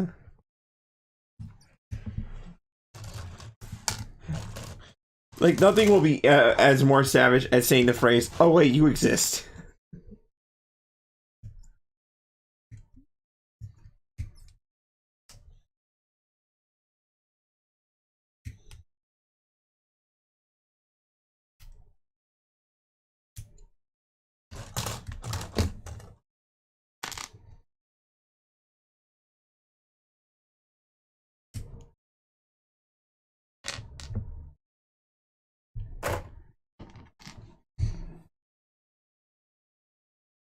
There isn't a very obvious joke for that entire conversation one can make, and we can't state it without being demonetized. Don't even try it, chat. I'm not approving the comment.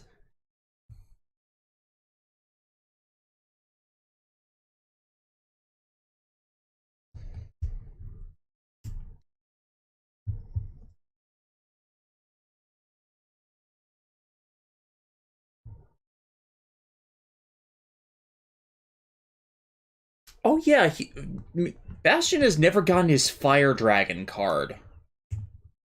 I think it's just because it has such specific summoning circumstances with Carbonetton in the graveyard that it's too slow for regular game mechanics.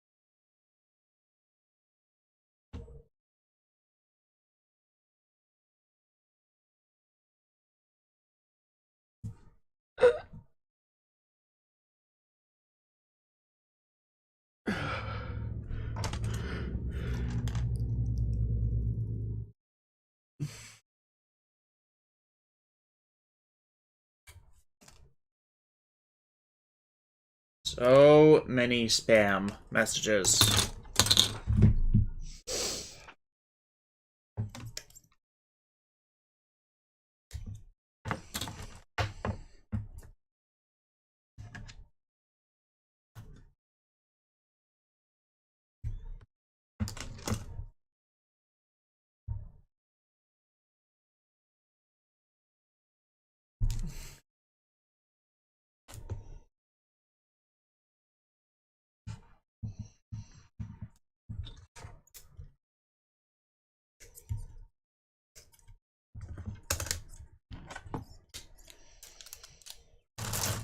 Besides Bash, who did GX screw over the worst? Not Alexis. She won duels, for one. Though they did I don't want to say they actively neglected her either, but she did fall into the background. That was a problem with a lot of the characters, though, because Konami's insistence on focusing on hero cards and then changing up archetypes. It's like, I was gonna say, I won duels? Yeah, she won duels. But the fact that she didn't get support cards for her decks until years later, that's Konami. That is absolutely on Konami. Zane got screwed over for parts of his arc. Like, Crowler barely got anything. And again, a lot of this is Konami dictating what the staff could write on this, because if there are always hero cards, you have to push the hero cards, but if other people aren't getting other stuff, hard to have them get the spotlight.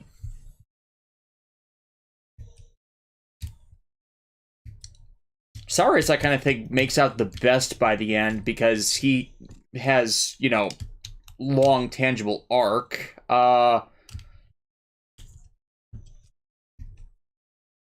Yeah, Bastion of the main focused on characters does seem to get it the worst, considering he had a little bit of card stuff, then basically nothing for the rest of the series, and they had to make do with whatever chaff was left.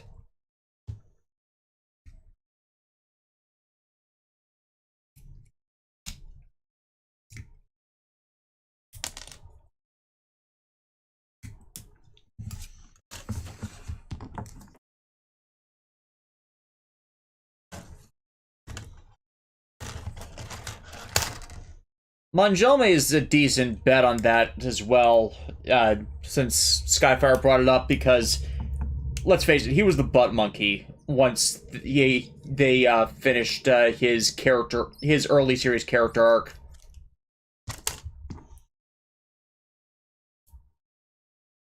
I mean, there was definitely growth through all of that, but he was the easy one to lead into the other weird shenanigans going on. Like the Society of Light arc, a lot of that got a foothold because of him. I still love how they managed to snap him out of it. It's like, you're not as clean and pure as you think you are. Look, you have stains on your white jacket. No!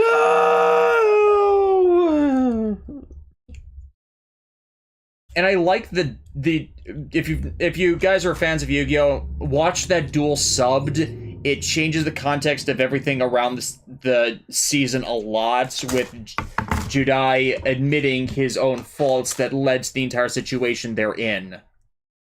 You know, actual fucking meaningful character growth stuff, which the dub doesn't have. And I hate the dub. I hate the dub more and more because of those exclusions. Because it's like, character growth is important.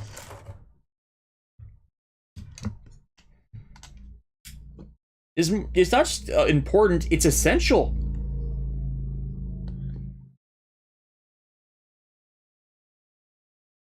Have I done this right? I believe so.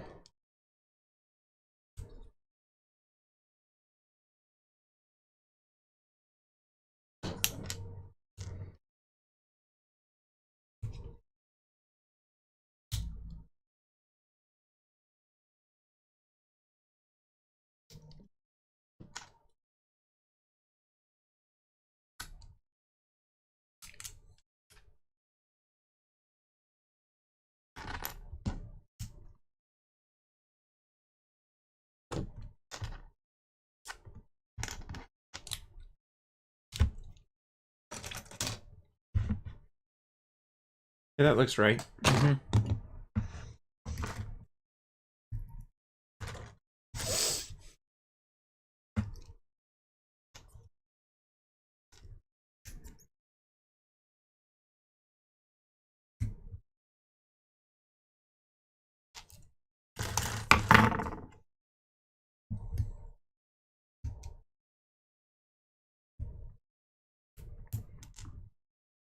Yeah, my entire opinion on GX is I feel like the writers would have done more with the characters they saw neglect if Konami had actually made more cards for them instead of trying to throw everything at the wall and see what would stick.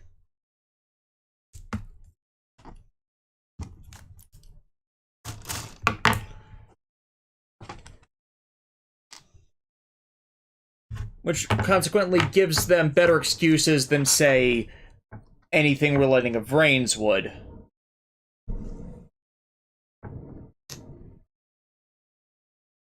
Because let's just face it, Vrains is the punching bag of the franchise now.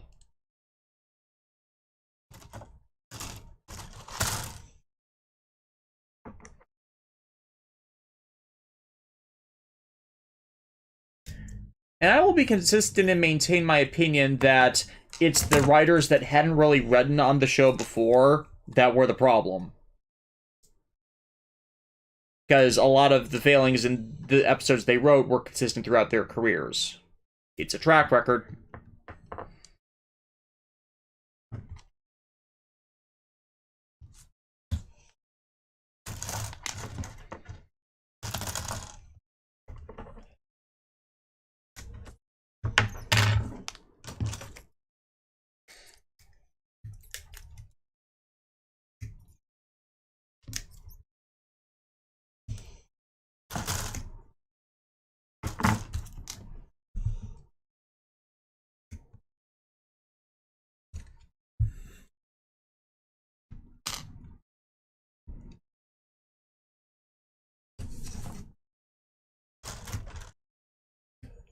HJ Fies is. You actually have asked this before, and I said, I want to, it's just a time sync issue. It's like, I'm having enough trouble getting out the last Yu-Gi-Oh! Videos I intended to do that the question of whether I'll actually do that is still up in the air. Them asking on whether I'll go over my opinions on the rest of the series. I mean, it's basically, like GX, love 5Ds, dislike,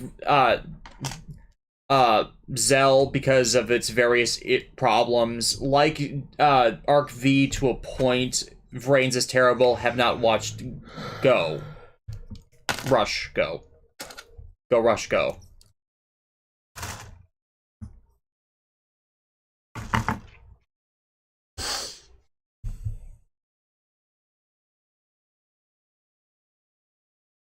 And I put that on wrong.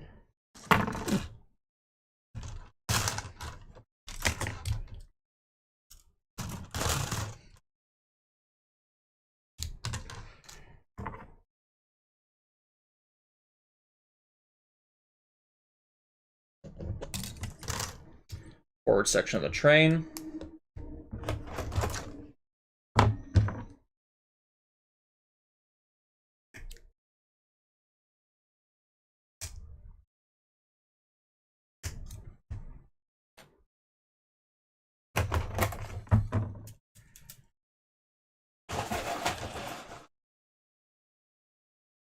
We're actually keeping pace with each other. Mm-hmm.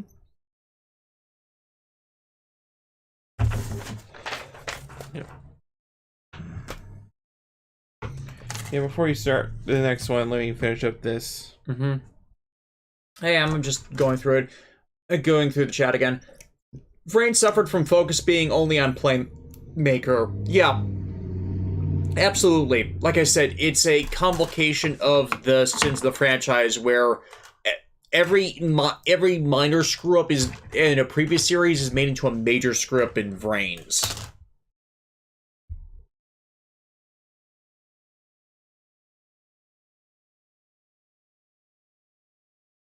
Lokobo, like imagine someone playing the card they need mid-game from every passing gust of wind. Skyfire's reply, every series does that. They really don't. Yeah, okay, there is the whole, them drawing the top of the card being narrative magic, but there's a difference between narrative magic and literally pulling a random card that saves the game out of your ass. The way I describe it is, Playmaker was Yusaku was the only guy that could perform, his data wind ability or whatever, right? Yeah. So it's like, it's a bigger, more egregious offense than Everybody else but Yuma, frankly. Because Yuma did the same thing where they would magic these cards out of nowhere for no explicable reason. And even when Yuya did it in Arc V, there were legitimate, valid story reasons behind it that were revealed over the course of the series, and he did it far more rarely. Like, at some points, he was, like, even horrified that it was, why it was happening, you know? Yeah, they actually built tangible story out of it, which is the justification, whereas when Yusaku would do it, they would do it just to create a conclusion to a duel. They would write themselves into a corner, which shows the overall writing failures of the show. They had no valid way to provide him these resources. Like, before I dropped the show completely, I never saw him win a duel where he didn't Data Storm. Yeah, and that's kind of the ass pull of the entire Link system they were promoting, in that the way they screwed over the game made it legitimately that unplayable. Mm-hmm. Or at least they removed all tension from the gameplay, so you either did this really specific thing to get an automatic win button in first turn, or you lost. So how do you write tense multi-turn stress duels?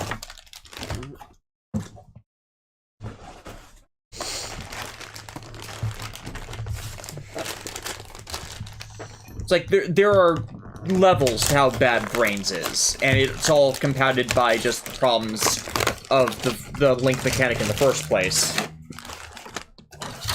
Like, my logic for, like, why it seems like in earlier seasons people would just pull cards out of nowhere is, you know, a deck's pretty big. You can go through entire duels and not see everything. Like, I've been watching a lot of Master Duel replays as of late for people who are still playing it and, you know, can actually function at it because they spent like $1,000 on getting cards in the game. And the thing I see about Link monsters is the most popular Link monsters are the ones that let you do more things with Fusion, Synchro, or Exceed monsters. They are never Link monsters for the sake of Link monsters outside of, like, Boral Sword Dragon or Access Code Talker, aka the ridiculously fucking broken why is this not a banned already cards.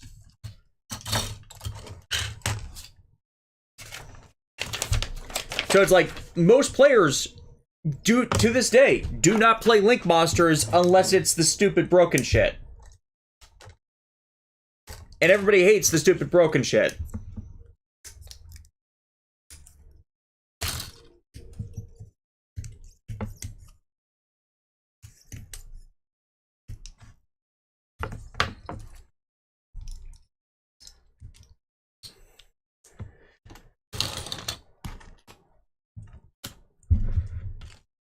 This one seems to be far more simpler. Yeah, it's just a bunch of large parts that have them block it off. Mm-hmm.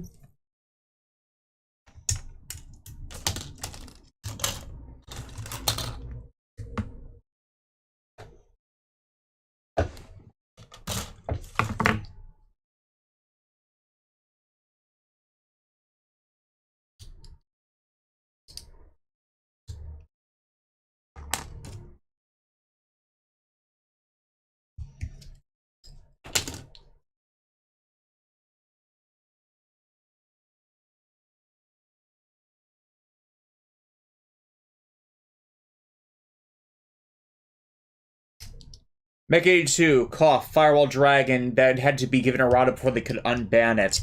Oh, yes, Firewall Dragon, which didn't get permabanned the second they released it because they needed to promote it because it was Yusaku's ace card at the time. And they didn't realize, like, they actually did, you know what I mean? Oh, no, they knew. They knew what they did because they unbanned a bunch of other cards to make it playable in the first place, or they introduced broken strategies to promote it in the first fucking place. They did so much wrong there just to sell those cards. They pretty much damaged the game long term, I think. Permanently. Because they still have not taken out of the game so many bad faith cards that make the game terrible. And by terrible, we're referring to the idea of, do you really want to go up to it? Say I went to Davis and said, hey, let's play a round of Yu-Gi-Oh! he shouldn't be able to like one-shot me before I even have a chance to process what just happened. I mean, I can with certain decks, but I hate playing them. Those aren't fun. Yeah. Like, if you want to drive up your win strategies, I mean, your win count, fine. I mean, you do you, but... I can feasibly make a 1-turn, 3 Chaos Max Blue Eyes deck. I don't want to.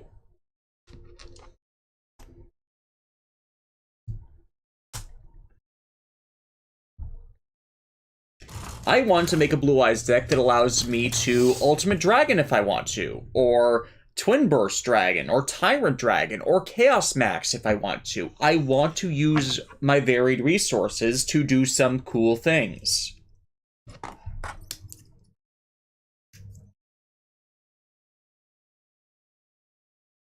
Yeah, Locobo. And then they released Access Code Talker. What does Access Code Talker do? It gains attack points by link monsters. Oh no. It gets stupidly broken strong, and it has negates. Of course it does. Based on the number of link monsters in the graveyard. Oh. Yeah. If I'm remembering the effect correctly. That doesn't sound like that was... It's not fun. That doesn't sound fun. That's not even like, haha, that's like... Oh, somebody could easily... It's a link 4. Oh, no. Oh. Yep. I think it was created to counter Boral's Sword Dragon, but that's the fucking point. That is our fucking point. The fact it's the never-ending cycle of, like... Instead of fixing the power creep problem, you made it worse. What's that? Should we throw more kerosene onto the fire, Lassie? And they're still not banned. Or eroded, or something. Like, I would understand if access codes, that effect of access code talker was, like, upon summoning, like, you know, this is, like, your one shot, you know what I mean?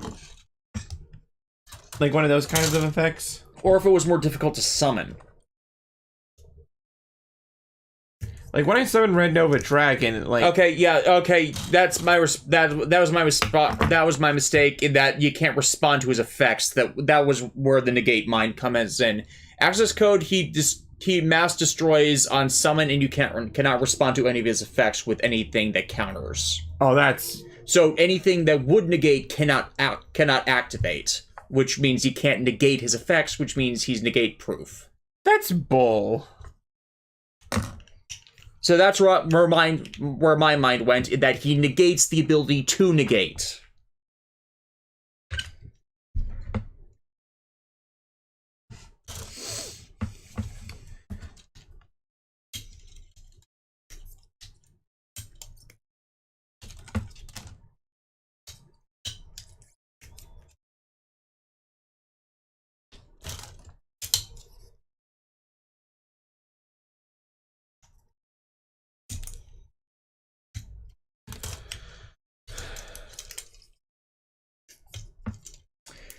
But yeah, most decks I see these days run like the Predaplant Link monster that allows you to pull fusions for free, or Crystron Haliquafibrax, who supports synchro summoning, supposedly. That kind of stuff. And it's like... Because people don't want to play Links outside of the stupid Broken Shed.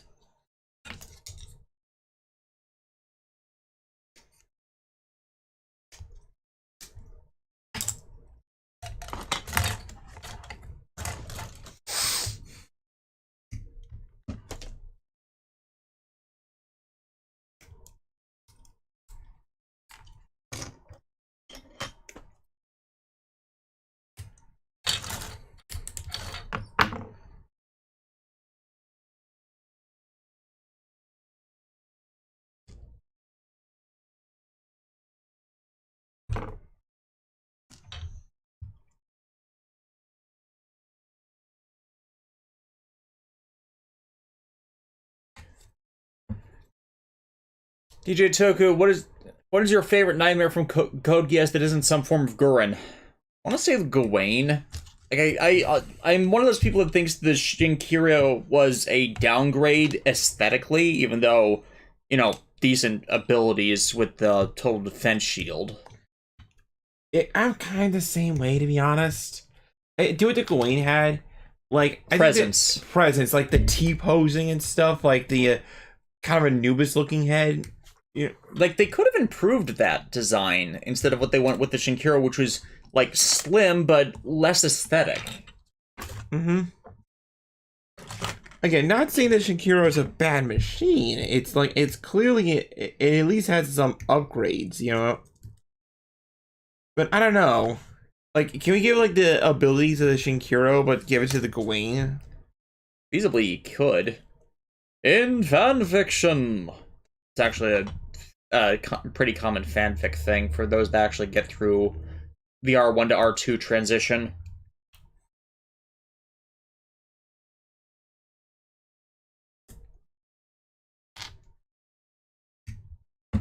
Just as a reminder for the audience that yes, I do read the fanfiction. I try not to have it factor into things I'm reviewing, but, you know, it's sometimes a decent discussion piece. Sometimes, like, a good fanfiction can help you, like, open your eyes to something that you weren't really considering before. Yeah, what I'm trying to say.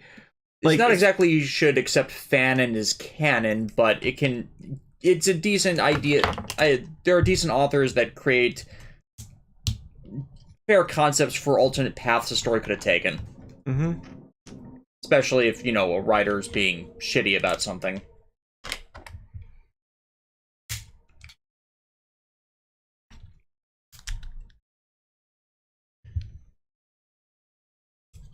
Hell, you've seen me gush about Super Robot Wars, and Super Robot Wars is basically fanfiction. Good fanfiction, and officially licensed fanfiction, but still fanfiction.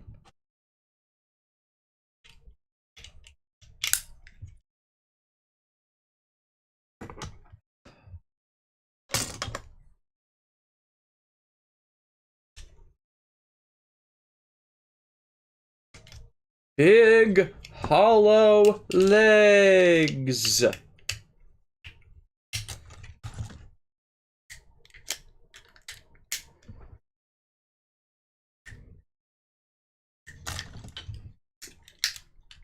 These big meaty claws.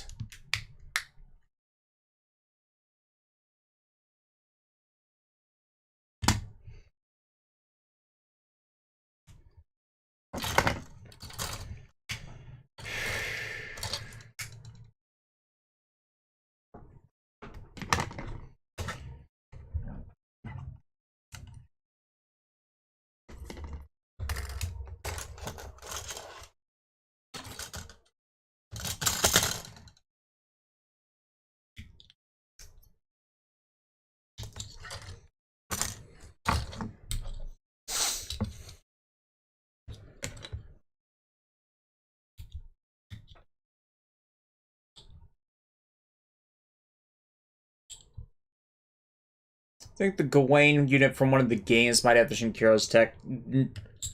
There's different versions of the Gawain in the game. In which games? Are they talking about the PS2 games, or are they talking about Super Robot Wars? Because that thing from Resurrection sucks. Unless they're talking about Genesis Recode.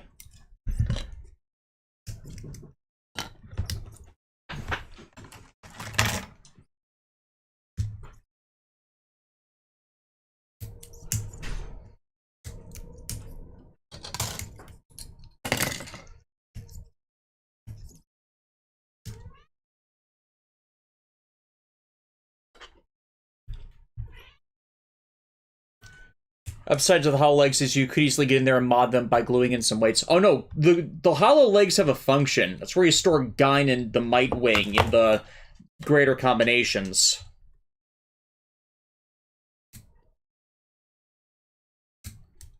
Like, there's a function to why they're hollow.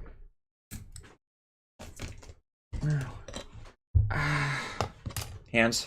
look? Yeah. Yeah.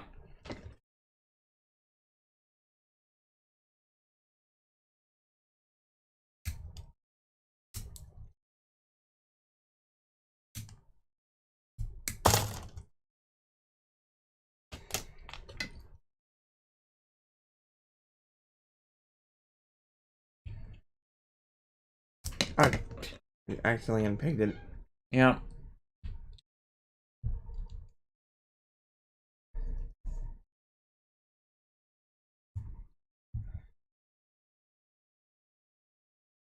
Can I see your pliers real quick so I can squeeze that bad boy?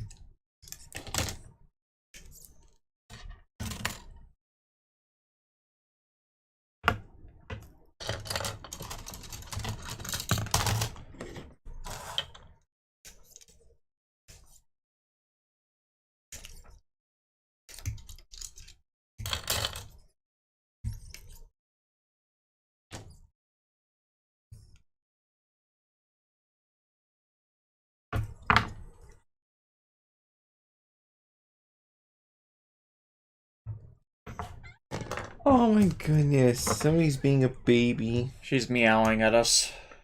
Or John. One of the two. She's like, I'm so neglected. I have not been fed in eons.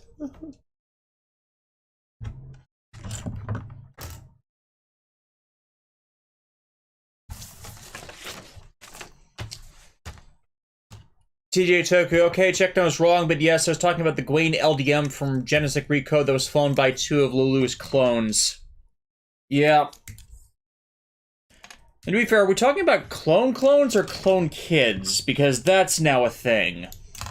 Why does everyone want to clone him?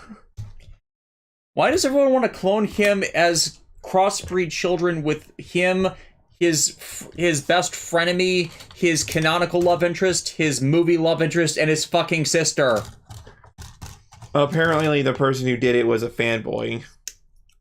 Or, not, like, one of those demented mad scientist types.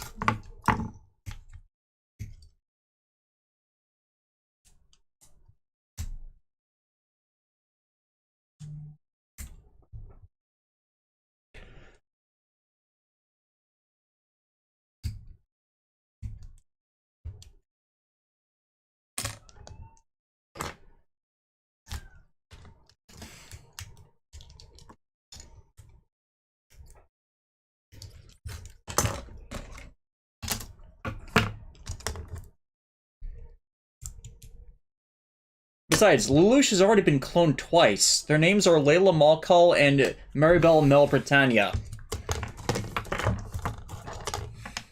Yes, seriously, those are Lelouch's canonical character clones. Like, not clones, but a copying of character aspects. Mm-hmm. The Lelouch clone.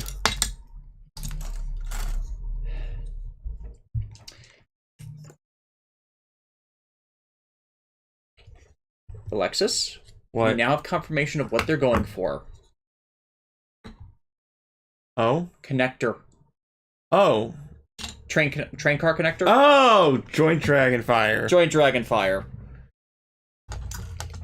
When they eventually get to it. And we know we have been told they're doing more of the line. It's just like visual confirmation that they're adding in all the things they need to do it. You just need to know what to look for. Yep.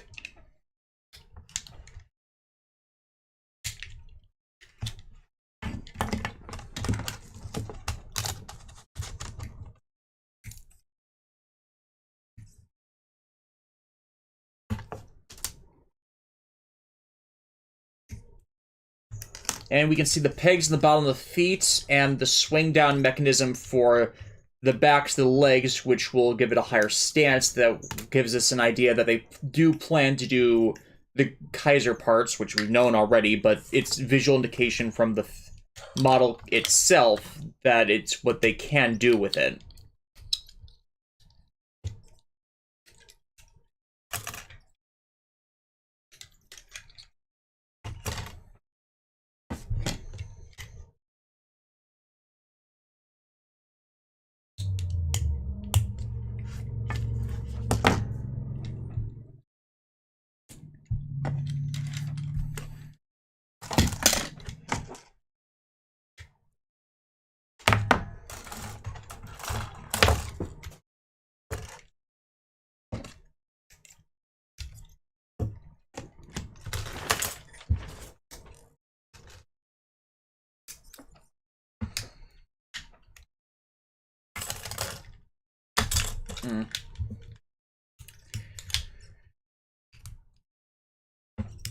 That slides up and off a bit too easy.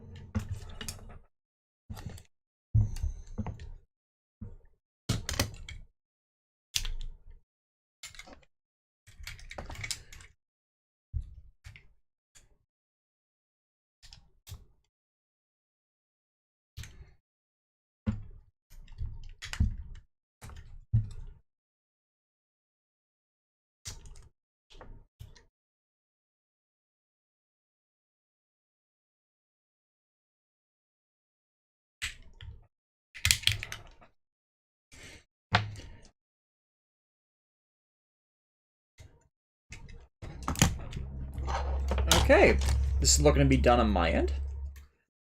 Well, it's finished up on my end. Yep. Yeah, this is what I was talking about when I was talking about the hollow legs, and that you can actually insert the trains into these compartments for storage. It's actually meant to have them positioned farther back than it is showcased here because compression, but yeah, they rest in pretty much like this.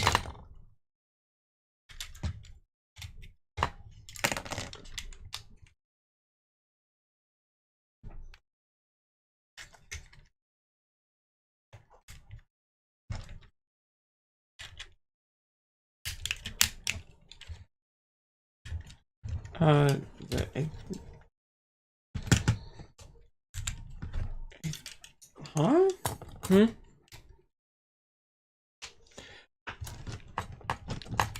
Oh, yes, that's the other thing. The shins have to be pushed forward. Or rather, up. That's why they're on the sliding track.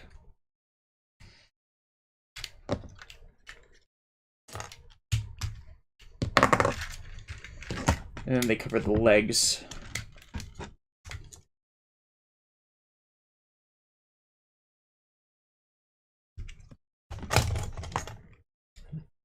Yeah, that's the profile of the full train.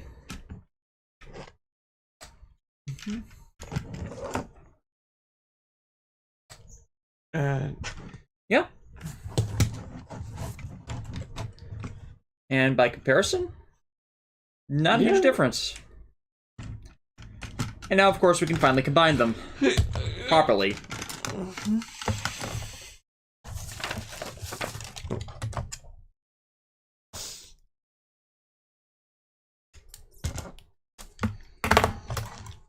So let's get that all set up to do.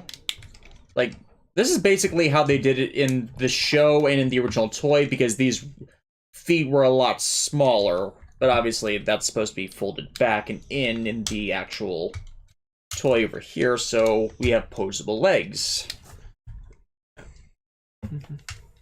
Mostly posable legs.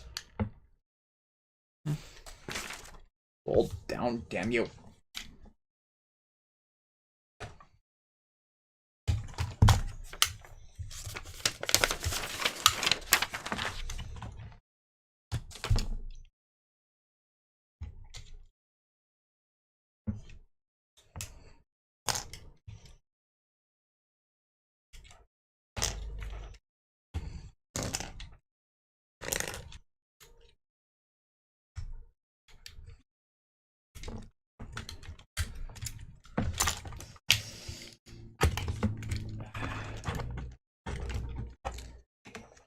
Then unpeg.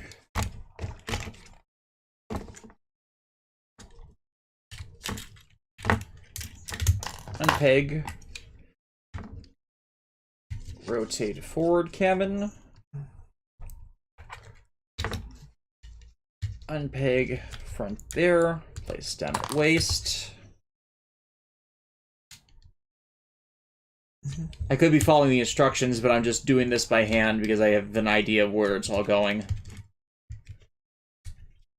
Fold up side pegs, fold down front.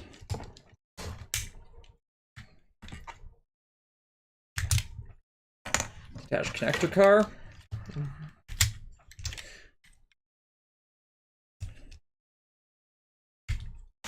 Arm fold out and attach. Actual posing arm. Connect.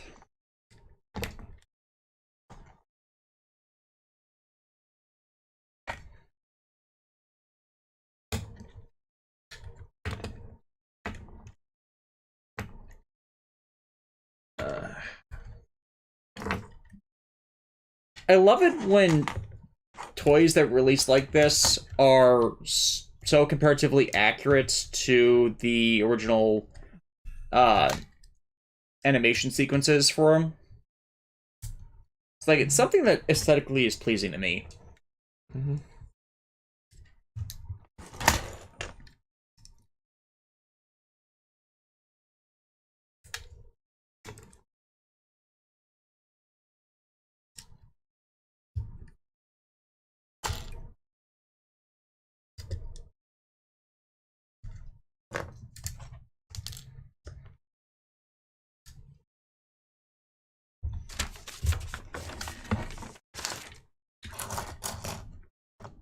And then pull up the head.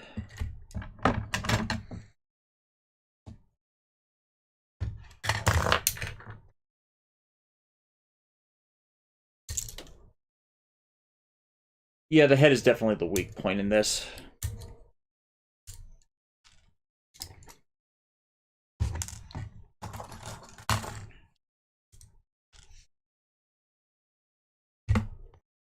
And I hope they improve that with the great Gaine release.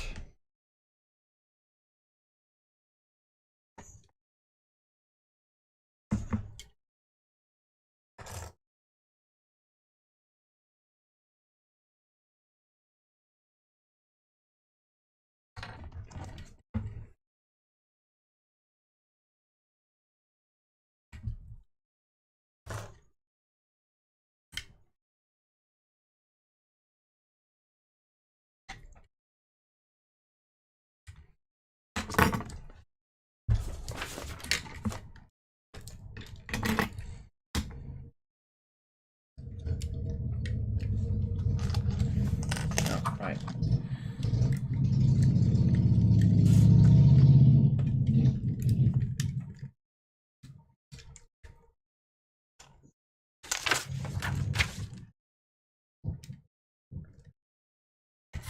Is that what it wants me to do?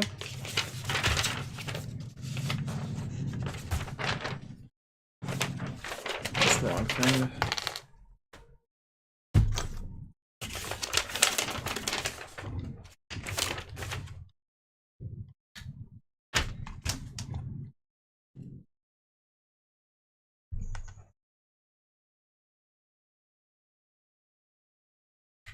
Yeah, it is.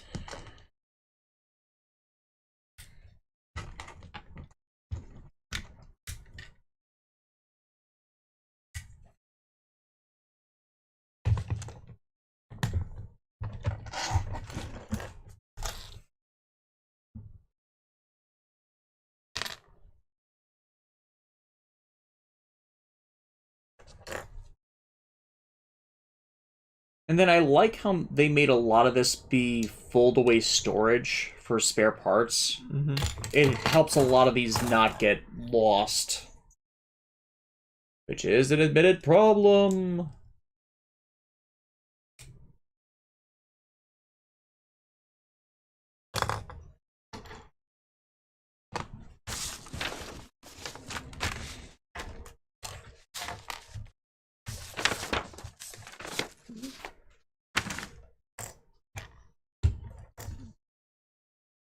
Yeah, it looks like you might be able to even store these base parts for the fighter, for Gaine and the wing in the legs, so everything is stored away.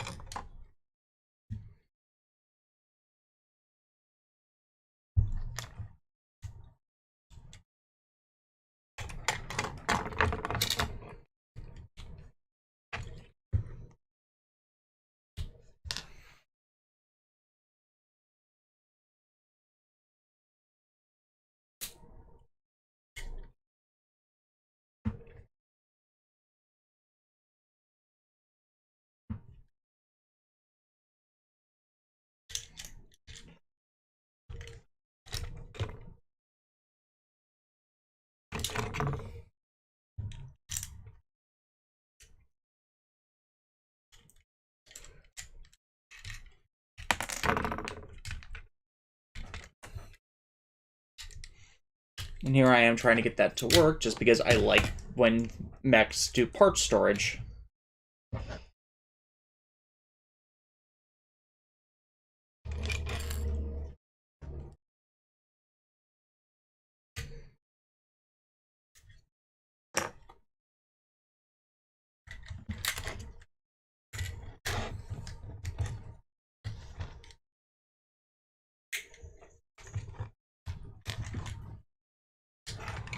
And check this out. The pose.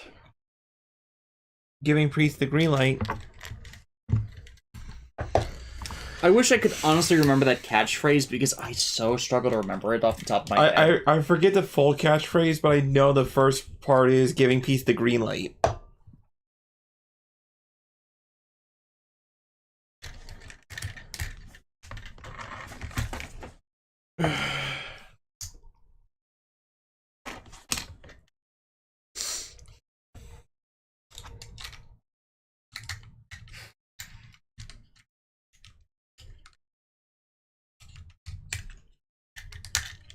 There we go.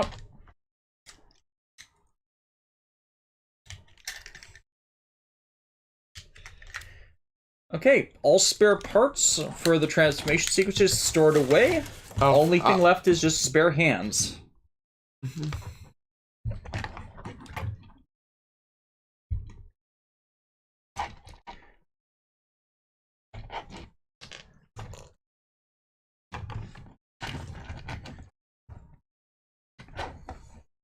The thing you tend to forget is that Gaine himself is a dork.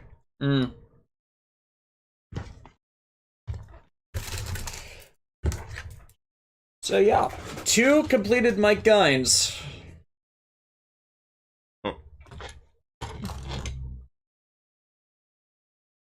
Also, if I was a bit behind, remember I had to wake up real early. Yeah, you're fine. Though I am amused by...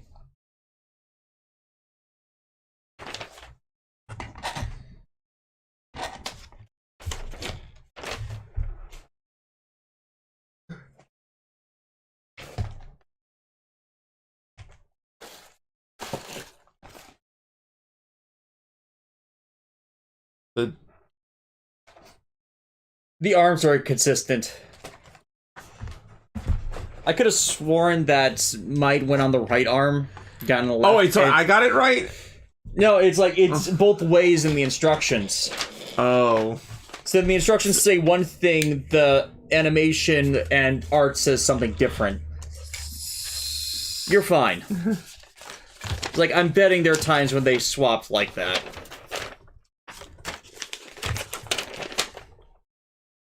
Yeah, in the instructions, they show off Gaine as the right arm and Might as the left.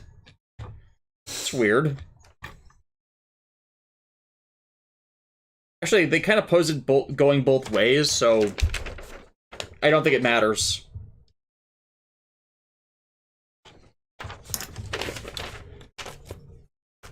Yeah.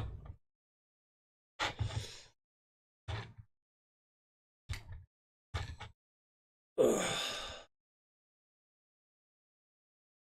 Is Orpheus Zevon a Lulu clone too, or is he more a Kalon clone given his unit? Orpheus Zevon is a Suzaku clone. By story role, he is. His relative Uldren is the Kalon equivalent in the Oz the Reflection manga.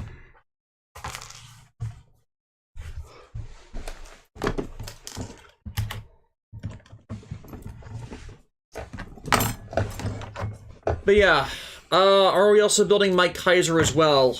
Mike Kaiser has not been debuted yet. We don't have it because it hasn't released yet. But we will probably... You post it as if it was Black, since Black will be releasing in March.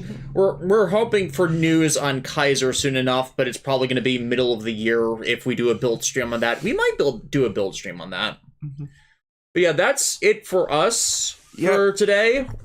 Thank you for stopping by. It'll be Alexa's turn to stream again next week, and after that we have Pokemon. So we will see you all for that. All right, catch you guys later. Bye.